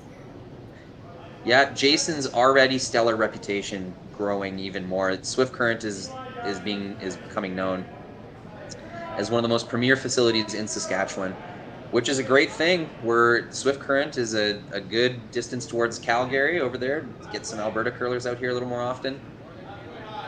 If that reputation spreads, we already have quite a few quality teams coming to these tournaments at Swift, and it only adds to the prestige when you know that there's a very talented ice maker on staff there. So. Yeah, it's always great to... Sorry, Jason's also got some hilarious stories about my mom's team in the 90s and 2000s. Sometimes the best stories about your parents aren't going to come from your parents. You need to hear them from someone else. Absolutely. Yeah, my parents used to curl as well, and they have some interesting curling stories. I think curling was a lot different back then, and they have a lot of, they did the 24-hour spiel before a couple times. They did some outdoor spiels that seemed to be like a lot of fun. So I always love hearing about those stories. Outdoor curling. Yeah. Jason also told me the somewhat secret ingredients to Ice Maker's Punch, which I didn't know. I don't know the exact recipe, but I'll tell you it involves ice cream, coffee, rum, and Coke. Oh, interesting. I don't know how I feel about that. Steve Laycock maintaining control of the 4th foot. This has been a steal or force looking end from the very beginning. Yeah, they have it set up pretty well in their favor, although I think this is a pretty essential shot. You could make this and be sitting in a lot better water, so... well, with my wider view, I can let you know. I distracted you with the Ice Maker's Punch story. This is the last rock. Oh, never mind. Thank you. So I think you have to kind of flop in there a little bit to get shot. I'm not sure. It looks like he's throwing down weight here. Probably hack, maybe, most likely hack, I would say. They'd love to throw just like a back house weight, but they'd love to throw just like a back 4, back 8 weight here, but I think, like you said, you need to have some action on your stone, give it some momentum to roll over in order to get your shot. So I think you might have to throw full hack weight here. Yeah, especially coming across the face like this. It's a little bit more difficult to get action going. Looking for our overhead, we will see. We're just not able to get the inside roll on that stone. Team Laycock, a really solid end. Kept it simple. Guard replace, draw replace, and it earns them a steal of 1 here in the 5th end. Team Bernath will have the hammer in the 6th.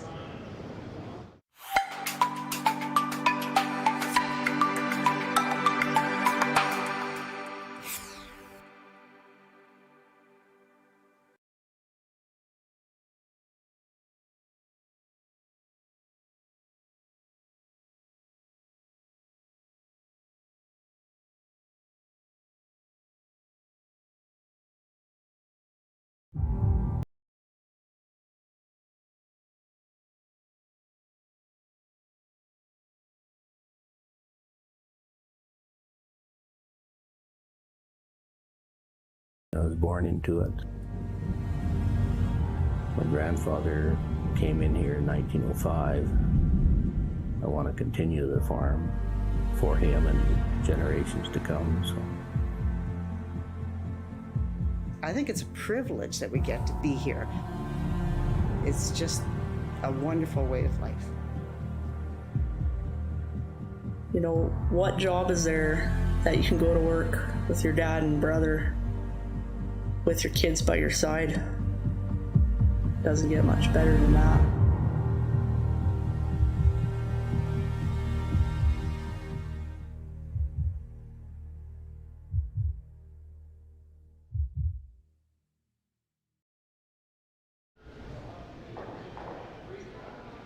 Welcome back, curling fans.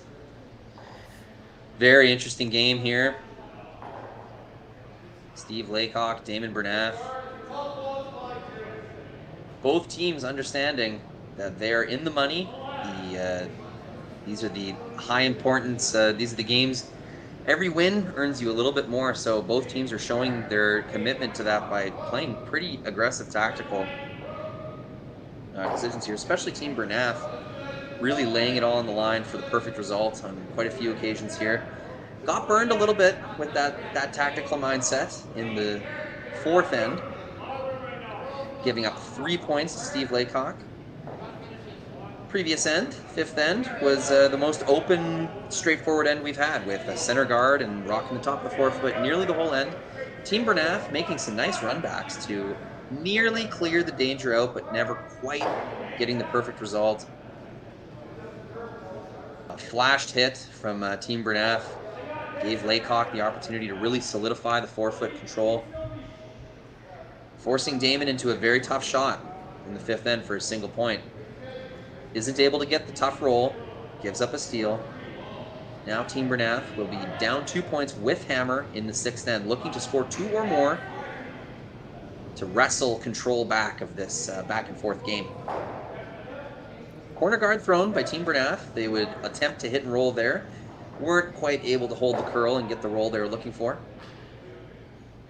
So that is how the free guard zone will fizzle out. Team Laycock will address the stone in the rings. There will be 1 corner guard that Team Bernath will attempt to draw play towards. Oh, Chris Heichert, so quick out of the hack. I can barely rack my camera to catch him. So it looks like they're rolling in with a guard here. Oh, just nicks the back one. Not a bad shot at all. And you know what confused me about that, Lisa, is the sweep call. They weren't really specifically trying to avoid that. Like, I think they got caught a little in between. Braden Stewart was working pretty hard to hold that straight, but ended up just catching their own stone in an awkward way. They would have loved to keep that one around in the 4-foot. That way, yeah. If Team Bernath was able to get a rock behind their corner guard there, at least Steve Laycock would have a stone that Bernath would then have to address at some point in the end. Now, once Team Bernath gets their stone around a corner guard there in the side of the rings, there's no dangerous Laycock stone to contend with. They can focus fully their attention on solidifying that corner guard setup. Yeah, so, draw number 1 coming around here. It's important to make this, or else a peel will be coming down the ice. And they will tick their own corner guard. It almost rolled to a decent spot. Not quite. Yeah, lucky enough that they're now occupying a valuable spot in the rings. Valuable enough that Laycock will address this stone rather than peeling the corner guard.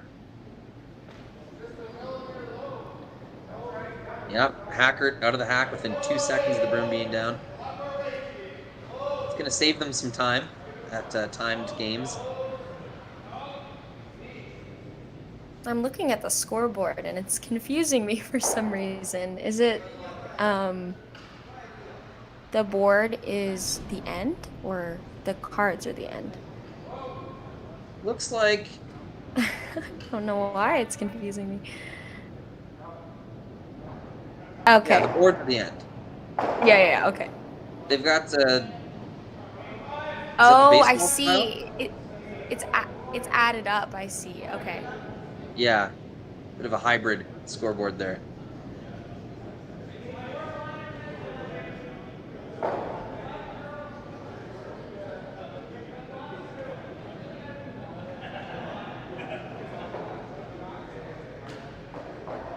Rory McCusker here out of Regina, Saskatchewan for Curling Stadium Live. Lisa Parent out of Calgary, Alberta. Joining you, our curling audience here in Swift Current, Saskatchewan. Where are you from, Rory? I don't know if I asked that. I am born and raised Regina, Saskatchewan. I lived in Toronto for a little while. Okay. I used to travel quite extensively with Jerry to many of these World Curling Tour stops in Ontario and in the West here, traveling to do social media coverage for teams, online coverage for Curling Zone. But Regina has been home for the vast majority of my life. My mother, Joan McCusker, traveling a lot for curling, played on the Sandra Schmerler Olympic team. So my childhood was spent at curling clubs around the country and the world. So are you a big Rough Riders fan then, being in Regina? I am, Lisa, but it's very difficult to talk about right now. I haven't been keeping up with it, but my family... Well, the Riders have lost 8 of their last 10 games, so pessimism is abound. Heads are being called for in the province of Saskatchewan. A sensitive area then, maybe. Yeah. You know what? We all love just traveling to Alberta to go to NHL games anyway. That's the main sporting event for Saskatchewan folk.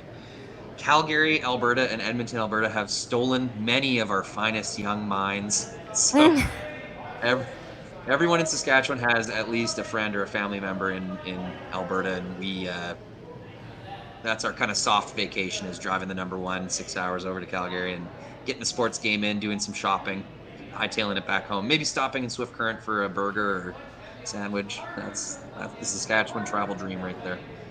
That's funny because it's the opposite for us because there's so many Rough Rider fans here, and even when the Riders come to play in Calgary, I mean, a quarter of the stadium is Rough Rider fans. So yeah, looks like Christmas lights. Yeah, it totally does.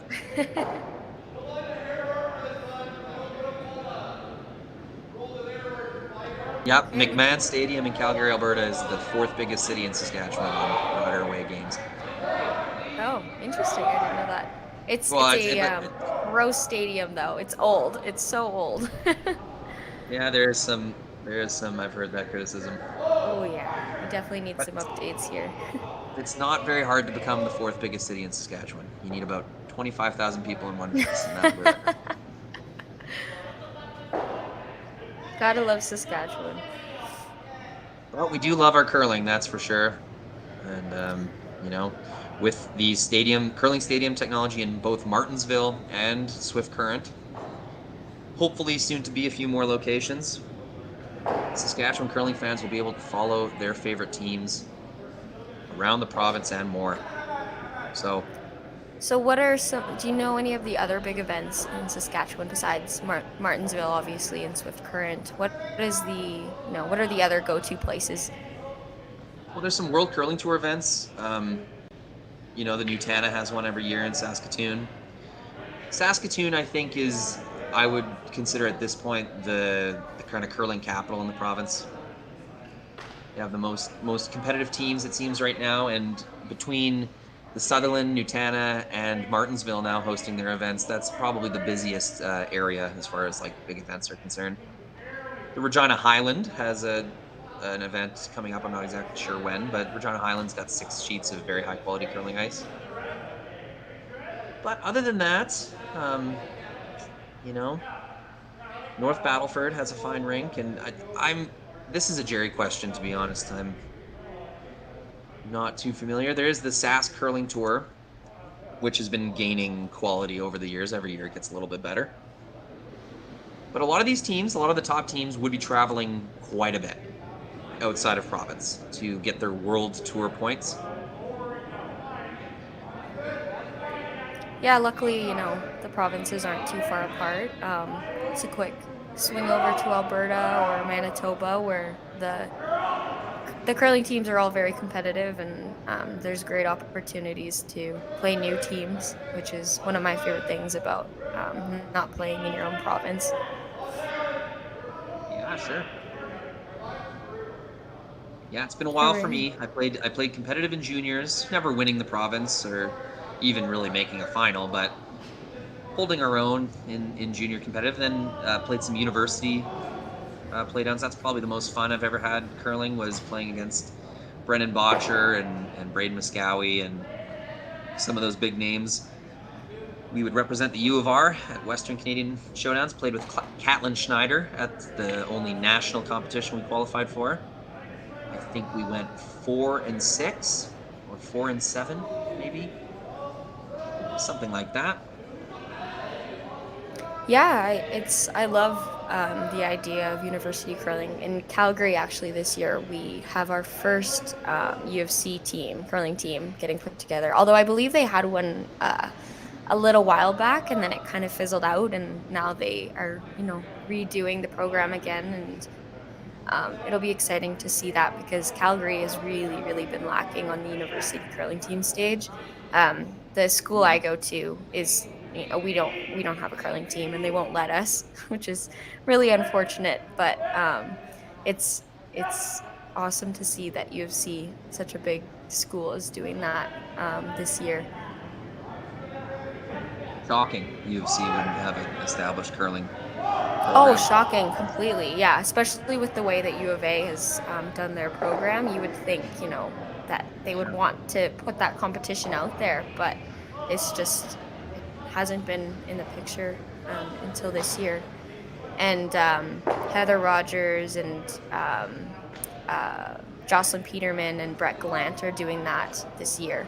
So it'll be some great coaching, which will be awesome. And hopefully they keep that going for quite a few years to come. Well, Steve Laycock able to sneak a really good angle there in this corner guard setup. Bernath still pretty comfortable, thinking they can find a way to manufacture 2 or more here. They'll need a nice tap back here on Daymond's first stone. I'm looking at the comment section of the game on YouTube, and Sue was just saying that she loves the games with commentary. If there is any way to know which games would have commentary, that would be great. And then we just responded saying that we're working on that. So hopefully there'll be more of like a searchable schedule to be able to see which games are going to be commentated, because I completely agree that commentated games are just more engaging to listen to, and it's fun to kind of be able to disagree with the commentators' choices of Lisa, strategy. we are correct all the time. Don't even Oh. let that happen in your head. No, And so the what I great would thing say about to it. Sue, what I would say to Sue there, and hello Sue, Oh. yep, good curling fan, the Gleason, that last name, and what I would say is triple knockout format, no such luck. We will not be able to know until those games take shape, really. But as far as the pool play and like other tournaments, yeah, that would be good to plan, to know which games are going to be which. Yeah, or just having a way to notify people, once we find out who's playing in what draw, just on social media or Facebook or wherever.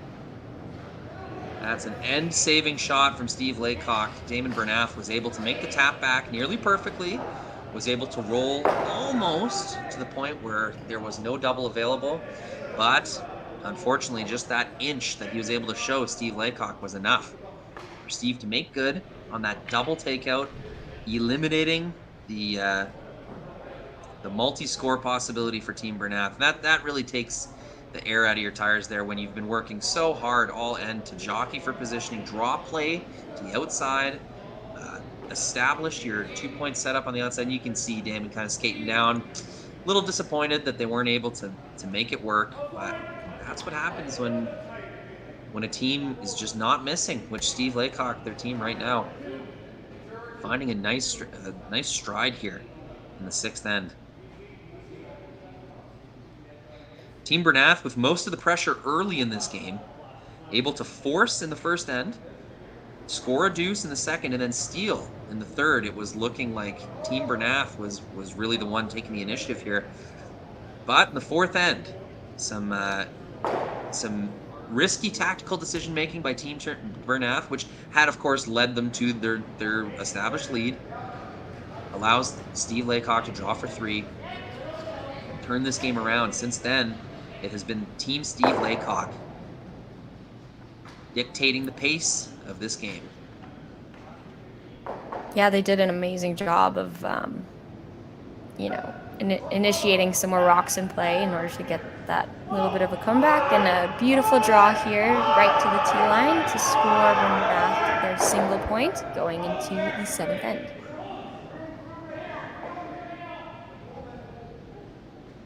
We just got our shipment of logos here in for our next event, which is going to be the mixed doubles. As you can see, there's a few of them. There's roughly 20 logos per sheet to be put in for the mixed doubles, along with a couple extra little dots. But all our logos come from Jet Ice. They are the best logos to put in. We use them around the world, and they're very easy to install.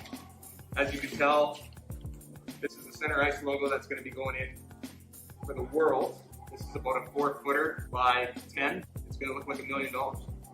Their colors on their logos are always nice and vibrant. And like I said before, very easy to put in.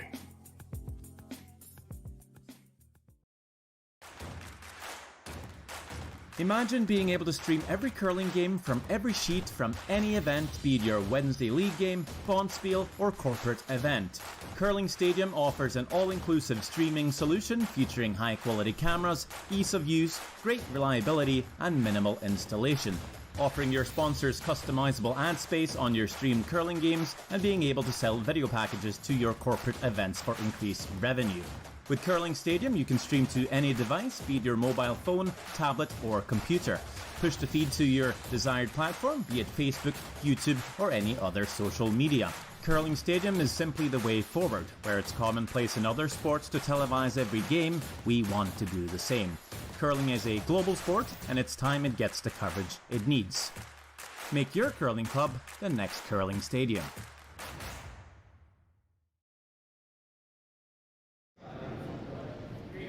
Welcome back, 7th end. Got Rory McCusker, Lisa Parent here with you, watching this Daymond Bernath, Steve Laycock quarterfinal battle. As you can see, the scoreboard behind you there, not the most predictable game. Some steals, some big scores of 3. Both teams kind of going back and forth in the way that they're taking control of this game. Team Bernath, really good start. Steve Laycock's team really starting to turn it on in the 4th end. Since then, Steve Laycock has been able to force or steal a point and force Team Bernath. So both hammer and the lead belonging to Steve Laycock here in the 7th end. And all the other games are either in their 7th end right now or going into it. So we'll give you a quick recap of some of the other games and what's happening over there. So on this sheet over, we've got Kelly Knapp and Jesse St. John, and Knapp is up 3-2. It's only showing the 6th end, but I'm assuming we probably just haven't inputted the score there yet. Sheet over from there, we've got Kleider from Saskatoon and Jeong from Seoul, Korea. They are tied at 4-4 in the 7th end. And going over one more, we have Scott Manners and the Japanese team. Japan is up 5-4 on Manners, and they are also in the 7th end. So all the games are starting to wrap up a little bit here, but they're all very close games. So it'll be exciting to see what plays out here in the next half an hour or so. Definitely. And hey, not that we want you to leave us, but if you ever wanted to pop in and check out what is happening in those games live, well, guess what? Curling Zone YouTube page is going to allow you to do that. All you have to do is click the Curling Zone logo below the screen. If you're on a smart TV, you click your options button, or up or down, left or right on your directional pad. That's going to allow you to click the channel that you're watching the game on. For those of you that like to get links, don't want to fandangle your own kind of electronic equipment, it's pretty easy. All you do is click that Curling Zone channel page, and you will see all of the games in front of you. On a PC or tablet, you can have multiple games going at once. Just click and drag your browser to the right or left-hand side of your screen. Let it snap into the right or left-hand side, and then boom, you've got half your screen open to watch a different game. So That's for the real OG fans out there. Exactly. I love live streaming curling because it has forced my grandmother to learn how to use the internet. There was no motivation before this moment. Nothing could convince her to do it. But now that there's live curling on TV, okay, I'll learn how to do it. Now that you say that brings up something that happened to me the other day. I work at the Calgary Curling Club, just in the main front office there, and I got this phone call, and it was this old lady on the phone, and she sounded very old, and she was asking me, I just need to know what channel the curling is on. She was talking about the what's it called, the big event right now. Oh, the Boost National on Sportsnet. Yeah.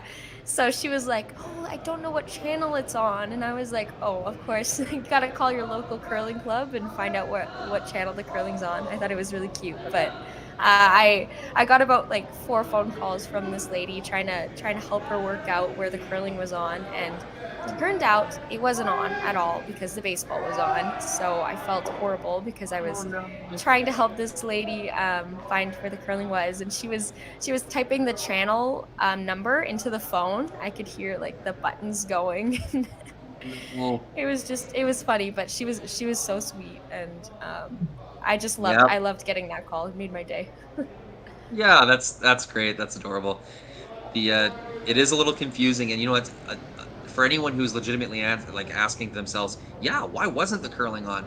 It was still on. There was still a broadcast. It's just Sportsnet West would have made the decision that the baseball was more popular of a game, so they would put that game online. So with your TV account, you can sign into Sportsnet Now or TSN Go, whichever network it's on, and they actually will have the curling broadcast available on like an online stream. It just isn't on your cable box, unfortunately. But no, if the woman that was calling you was punching the channel codes into her phone, I don't know if she would have been able to figure out the Sportsnet Now fan. Not quite. She was in an old folks home, and I was like, well, I might just call the old folks home and say, get this lady some curling, because she wants to see the curling. I felt bad for her that we couldn't make it happen, but yeah. She knows what she wants. She knows knows the curling's on, and she wants to see it. So you wouldn't believe the amount of calls we get just asking what channel the curling's on, or why isn't the curling on. It's funny. Yep, I've got a long future to look forward to there when the virtual reality curling isn't working on my whatever futuristic multimedia device that I have. How cool would that be? Virtual reality curling where the players wear sensors and you slide out with the players looking down the broom. You get to throw the rock with the players. You know, the technology exists right now for us to make that happen. Lisa, do you want in on my business idea? I am down. Don't tell everybody though, because this idea could get taken. But no, that would be an amazing thing. I would be very content sitting in my old folks' home, 40 years from now, if I got to watch virtual reality curling and I could just be on Kevin Cooey's head. I mean, maybe not Cooey at that 40 years, but whoever's in right at that moment. I think that'd be really cool, being able to slide out with the team or call the shots.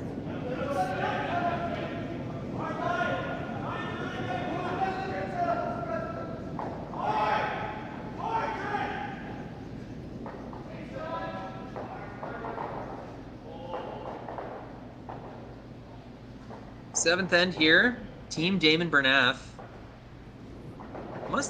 must be pretty satisfied with what they've been able to create so far here. They've got a center guard, although it's high and a little off the center line. They are shooting right now, so they'll have the opportunity to really solidify this kind of what looks to be a perfect steel rock on the top of the button there. I'm just amazed by how perfect the Bernath team's slides are. You can just tell they were taught really well at a young age just because of how technically sound their slides are, all of them.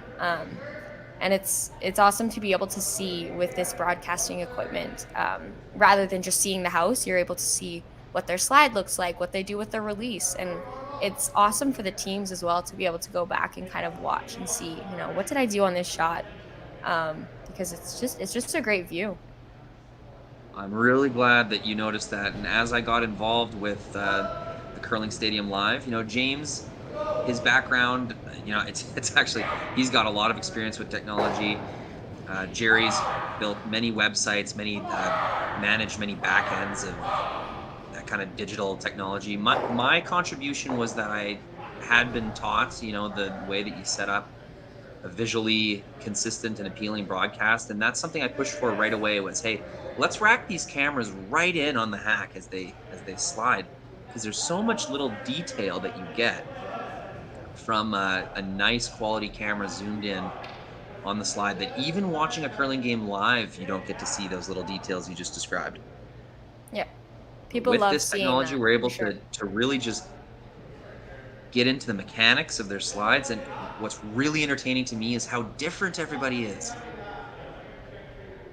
There's almost no two slides that are the exact same. Some are very similar. And I actually find in the women's game, there's a lot more kind of technical consistency. These guys seem to have their own little flair, a lot of which you would never teach a young curler how to. You would never say, yes, you should slide with your back leg, your trailing leg sticking out like a rudder. But sometimes you see very skilled curlers with these what would normally seem like terrible technical deliveries. As you pointed out, that's a very just straight, balanced, up and down, front to back delivery from Daymond Bernath there. Absolutely, and the third as well. Like their slides are almost identical, and that's super important. And that's something my team has been working on a lot. Is just how do we, especially the third and skip, how do we make our slides as close to the same as we can, and more importantly, our release as well. Because it just makes the skip's life a million times easier if there's consistency.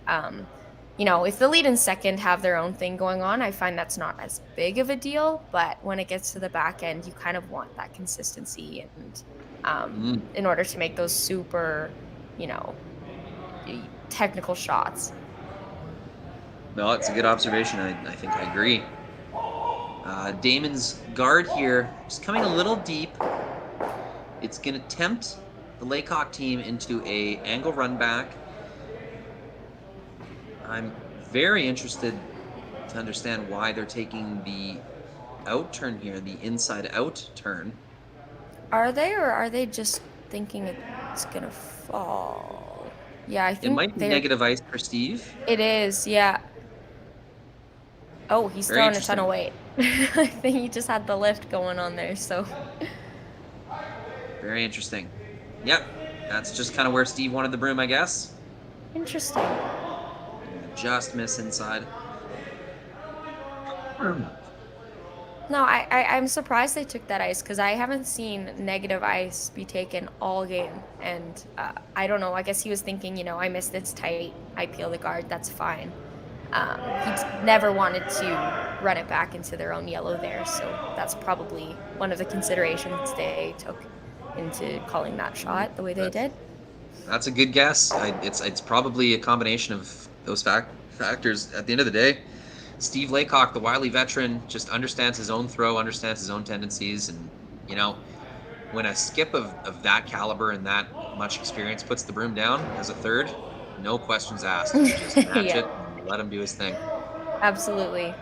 The more third questions of the shot and the ice, sometimes you can kind of get into the skip's head. So, if they are confident in calling that shot the way they did, then, it's best to just let them do their thing sometimes. And if you need to talk about it after the game, then you do. Yeah, decision time for Bernath here. Would you ever come top 8 foot, lie two points, thinking that Steve's shot is not going to change very much, so you may as well lie 2 instead of 1? Or do you just reset this guard, understand you have a very good chance of stealing the end if you do, and be satisfied with that?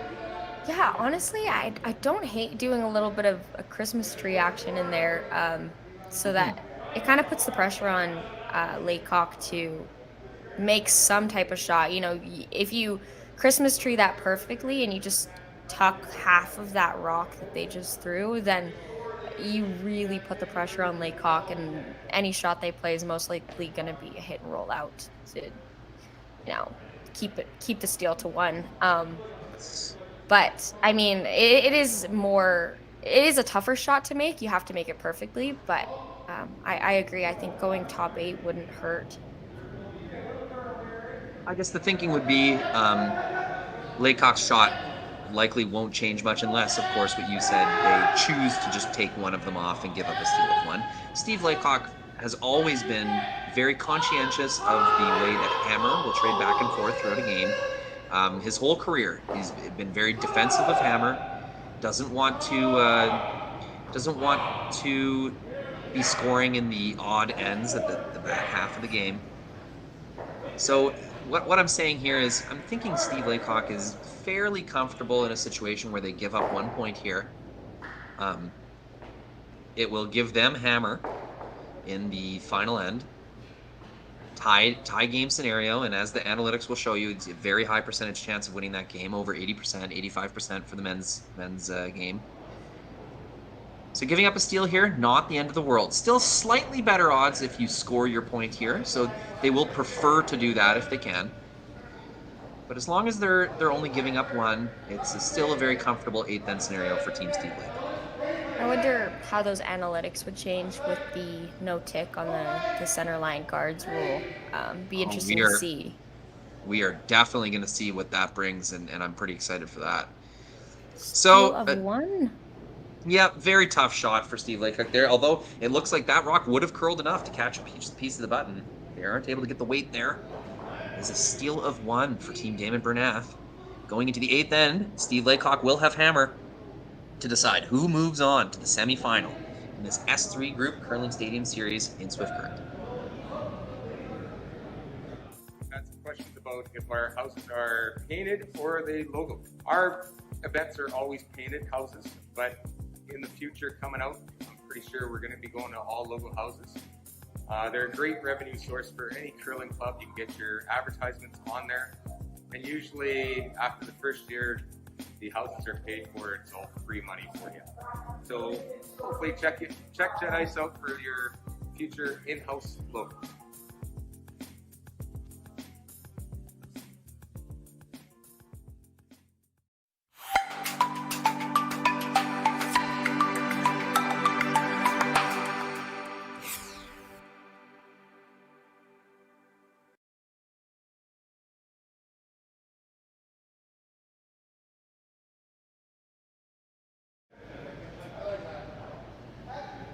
Welcome back, everyone. 8th end here. Tie game, Steve Laycock with the hammer. It's been an interesting one. Team Daymond Bernath getting a forced 1 in the first end, a deuce in the second, and a steal in the third. It was looking like Daymond Bernath was really on the ball and was gonna control the game, but a big 4th end swing with many rocks in play, lots of overlapped guards, and Team Steve Laycock able to manage that tricky situation quite well. They get a big score of 3 to take the lead. In the 5th end, Steve Laycock managed to steal and were able to force Team Bernath in the 6th. So just like that, Steve Laycock took back control of the game. 7th end, Bernath was able to get a nice center guard, 4-foot setup. Were able to steal a point to tie the game. That leaves us here in the 8th end with a nasty, probably a tick attempt there, Lisa? Yeah, I think that was a tick attempt that just kind of got lost on them. Yeah, Braden Stewart very upset with how that rock ended up going down the ice. I think they figured they made a bit of a sweeping error as well. Maybe could have saved that one. Yeah, they kind of at the end seemed like they were trying to carve it over a little bit because I think they lost it. I don't know if they didn't jump it early enough or what happened there, but Bernath I don't think is upset about where. I mean, their rock's only slightly biting, but you know, now they have 2 guards and 1 rock that's biting, so it's not a bad outcome for Bernath. Another very interesting placement here. You got to think that was a bit of a miss. Daymond Bernath deciding he wants 2 center guards, so he made the call for a high guard. That high guard ended up slipping pretty deep into the guard zone. It's now frozen on the failed tick attempt of Steve Laycock. So 2 misses in a row from both teams there. Yeah, and Laycock looking a little bit like confused about this shot, which I would be too. It's kind of a weird situation. I don't know if I've ever seen this in one of my games.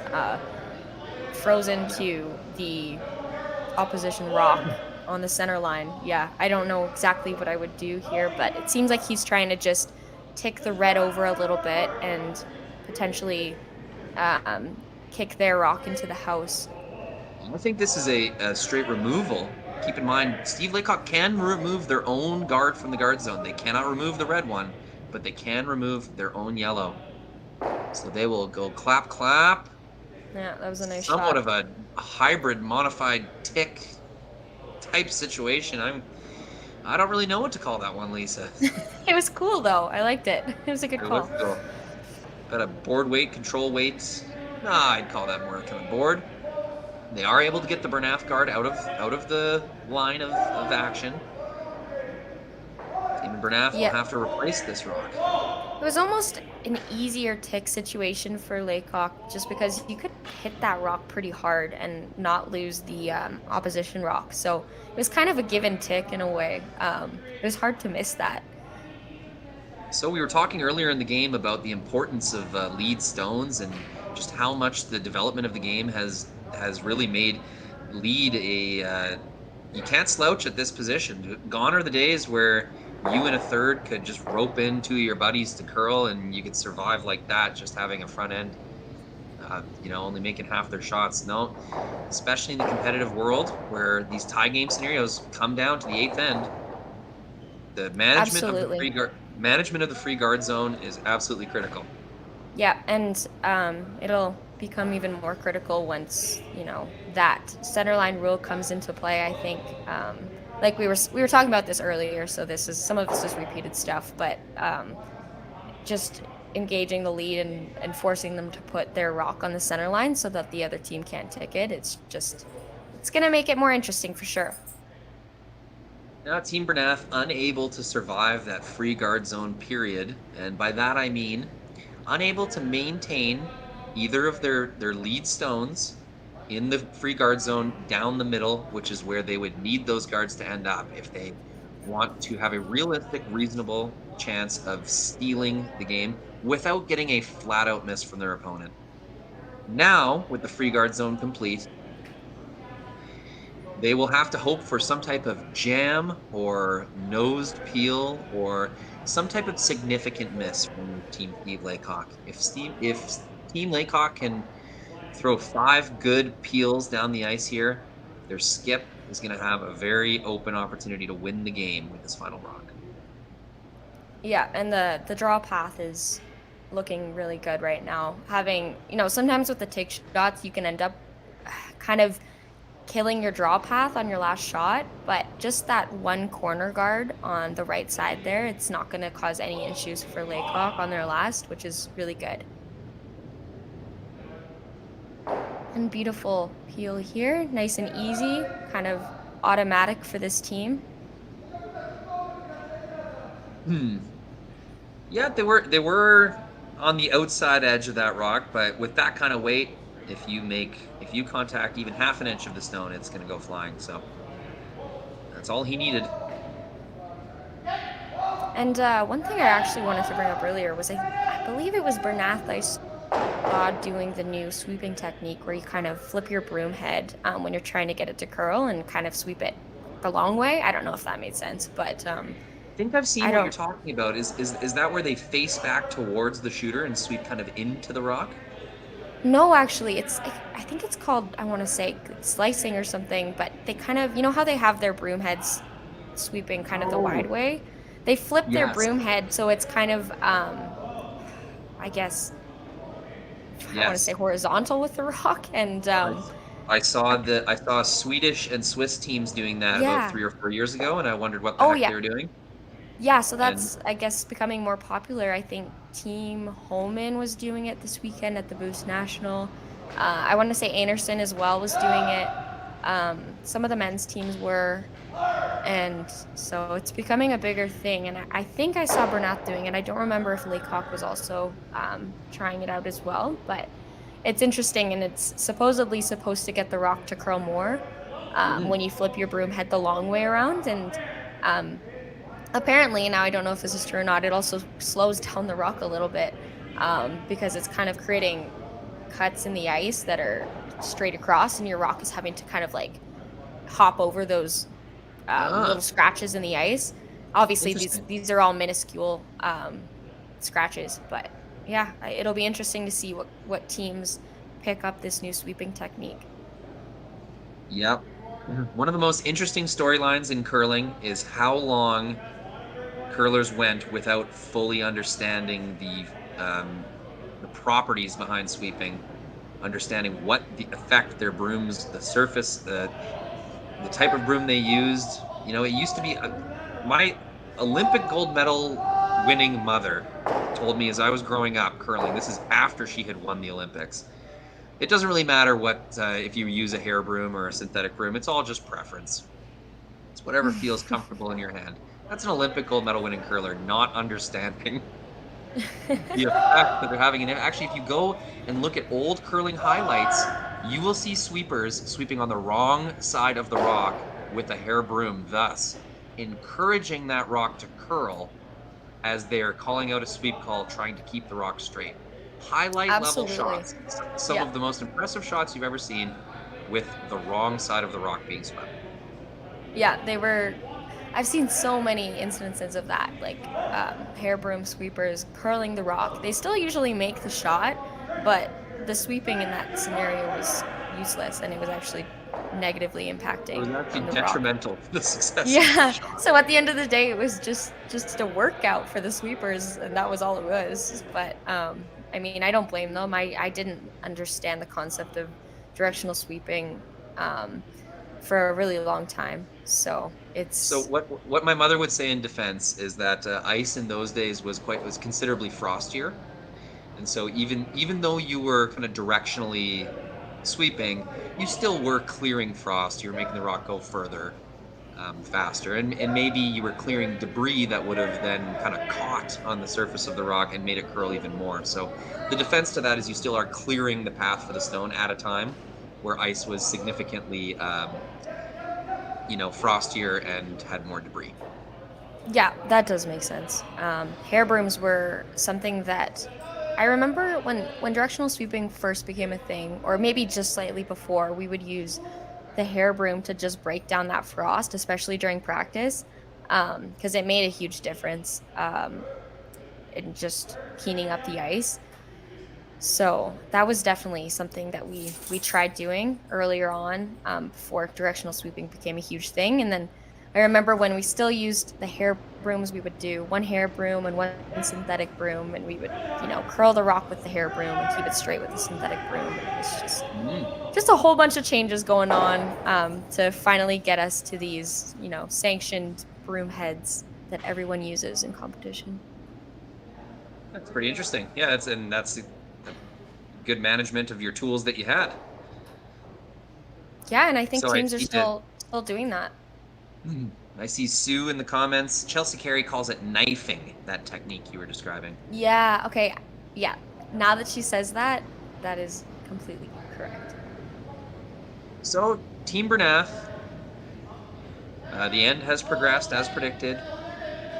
Guard peel, over and over again. Bernath always had it was always in his mind, when am I going to abandon the center guard and just make a play into the rings, try to get shot rock, try to create a situation where I'm going to force Steve Laycock to make some type of more difficult shot than an open draw to the rings or an open hit and stick. Looks like they'll try to hide behind this rock on the wing, not quite getting the curl. and coming up a little heavy. So taking on a more difficult path, a more difficult shot, just in the hopes of getting Steve off his game a little bit, knowing that if they throw another center guard, it's just going to be removed. So taking a chance there didn't really pay off, but the thing is, there's not much Steve Laycock can do here to help himself. Almost any rock he throws will then be either used as an obstacle or a tool to freeze against by Team Bernath. So really, they're just deciding not really what's going to help us, but what's going to not hurt us. And making me sound pretty smart, looks like they're going to just rip it through the rings, determining there is nothing we can do to help ourselves here. Do you ever think about just killing that back yellow there? I don't think that ever helps you. I kind of feel, I mean, obviously, next shot, Bernath is going to have to freeze onto that rocks. So why not take away their only shot? I don't know. Was my instinct as well. Yeah. That was my instinct as well. I think they like it because it's in the 8-foot and it forces Bernath to play something open. I think if Steve were to peel that rock out like we had discussed, Daymond Bernath would attempt the same shot he just attempted and go hide sort of along the wing. Yeah, With this rock in the 8-foot, Daymond Bernath cannot play that same shot because he won't be shot rock. He has to now play to the middle, where there will be either an open hit or an open draw. That's fair. You're definitely forcing them to play a different shot, but I don't know. I think like Bernath goes behind that yellow rock again, you're set. All you can ask for as a skip is that you have a draw to the button for the win. And if Bernath draws behind that yellow, you could probably bite the 8-foot and still make your shot. So I don't know. I guess it's just preference on what he wants to play on his last shot. But to me, I think I definitely would have thought about peeling that back yellow just a little bit longer. Well, maybe we've answered our question there with that thought, Lisa. Maybe Steve wants to hit. Yeah. And that's why we saw these decisions being made. Yeah, and I definitely find I see that a lot more in men's than I do in women's. I think most women's teams would have probably picked that yellow and just planned to draw on their last shot, but I find a lot of men feel more confident in their hits, and they are going to make a nose hit probably 9 times out of 10 or more, actually. So, yeah, there's nothing wrong with that. Especially in this situation where Steve wouldn't have to stick around in the rings. All he has to do is remove the stone. Totally. Yeah, I think I've noticed the same thing. Listen. Daymond Bernath's last rock, hoping to put the pressure on Steve Laycock to make his final stone. They'll be looking to freeze to this back 8-foot stone of Steve Laycock's, taking away the opportunity to hit, forcing Team Laycock to play a draw to the 4-foot.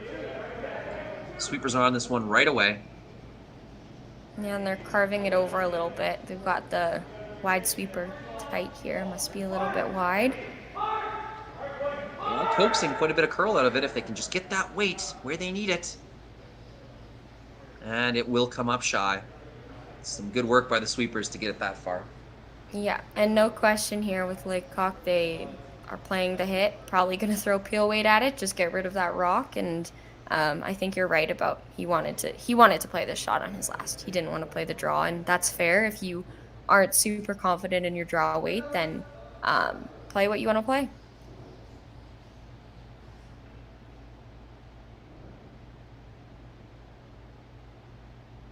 You could hit nose on this shot and still make it, so quite a bit of room for error here.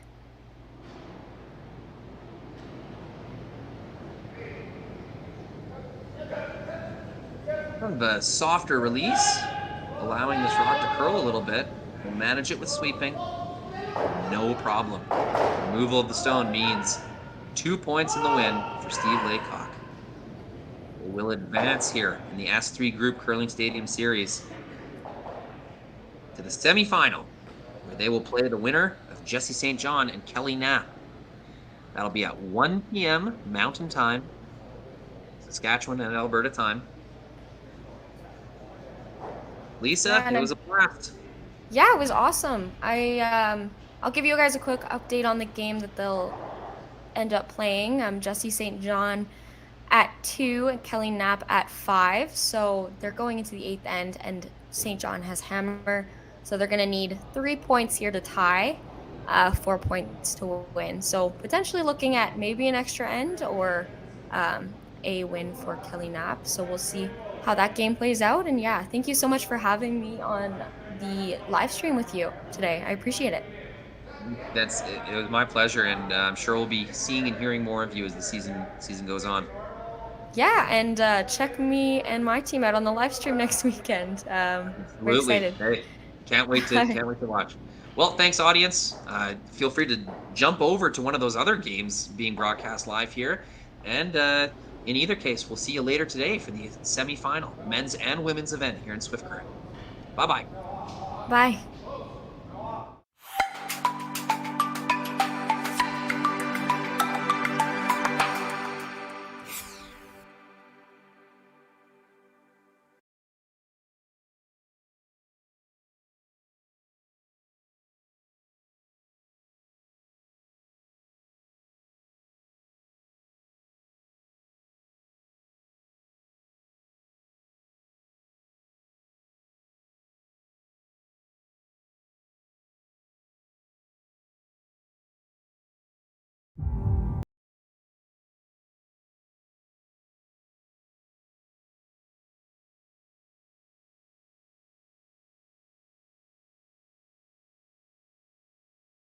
I was born into it. My grandfather came in here in 1905. I want to continue the farm for him and generations to come. So I think it's a privilege that we get to be here. It's just a wonderful way of life. You know, what job is there that you can go to work with your dad and brother, with your kids by your side? Doesn't get much better than that.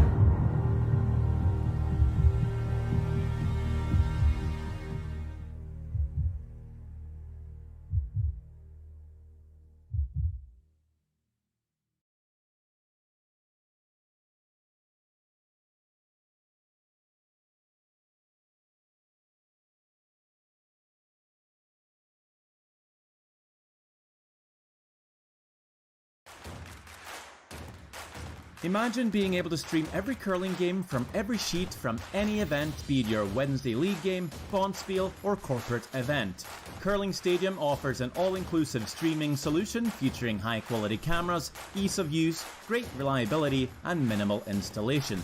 Offering your sponsors customizable ad space on your streamed curling games and being able to sell video packages to your corporate events for increased revenue. With Curling Stadium, you can stream to any device, be it your mobile phone, tablet, or computer. Push the feed to your desired platform, be it Facebook, YouTube, or any other social media. Curling Stadium is simply the way forward. Where it's commonplace in other sports to televise every game, we want to do the same. Curling is a global sport, and it's time it gets the coverage it needs. Make your curling club the next Curling Stadium.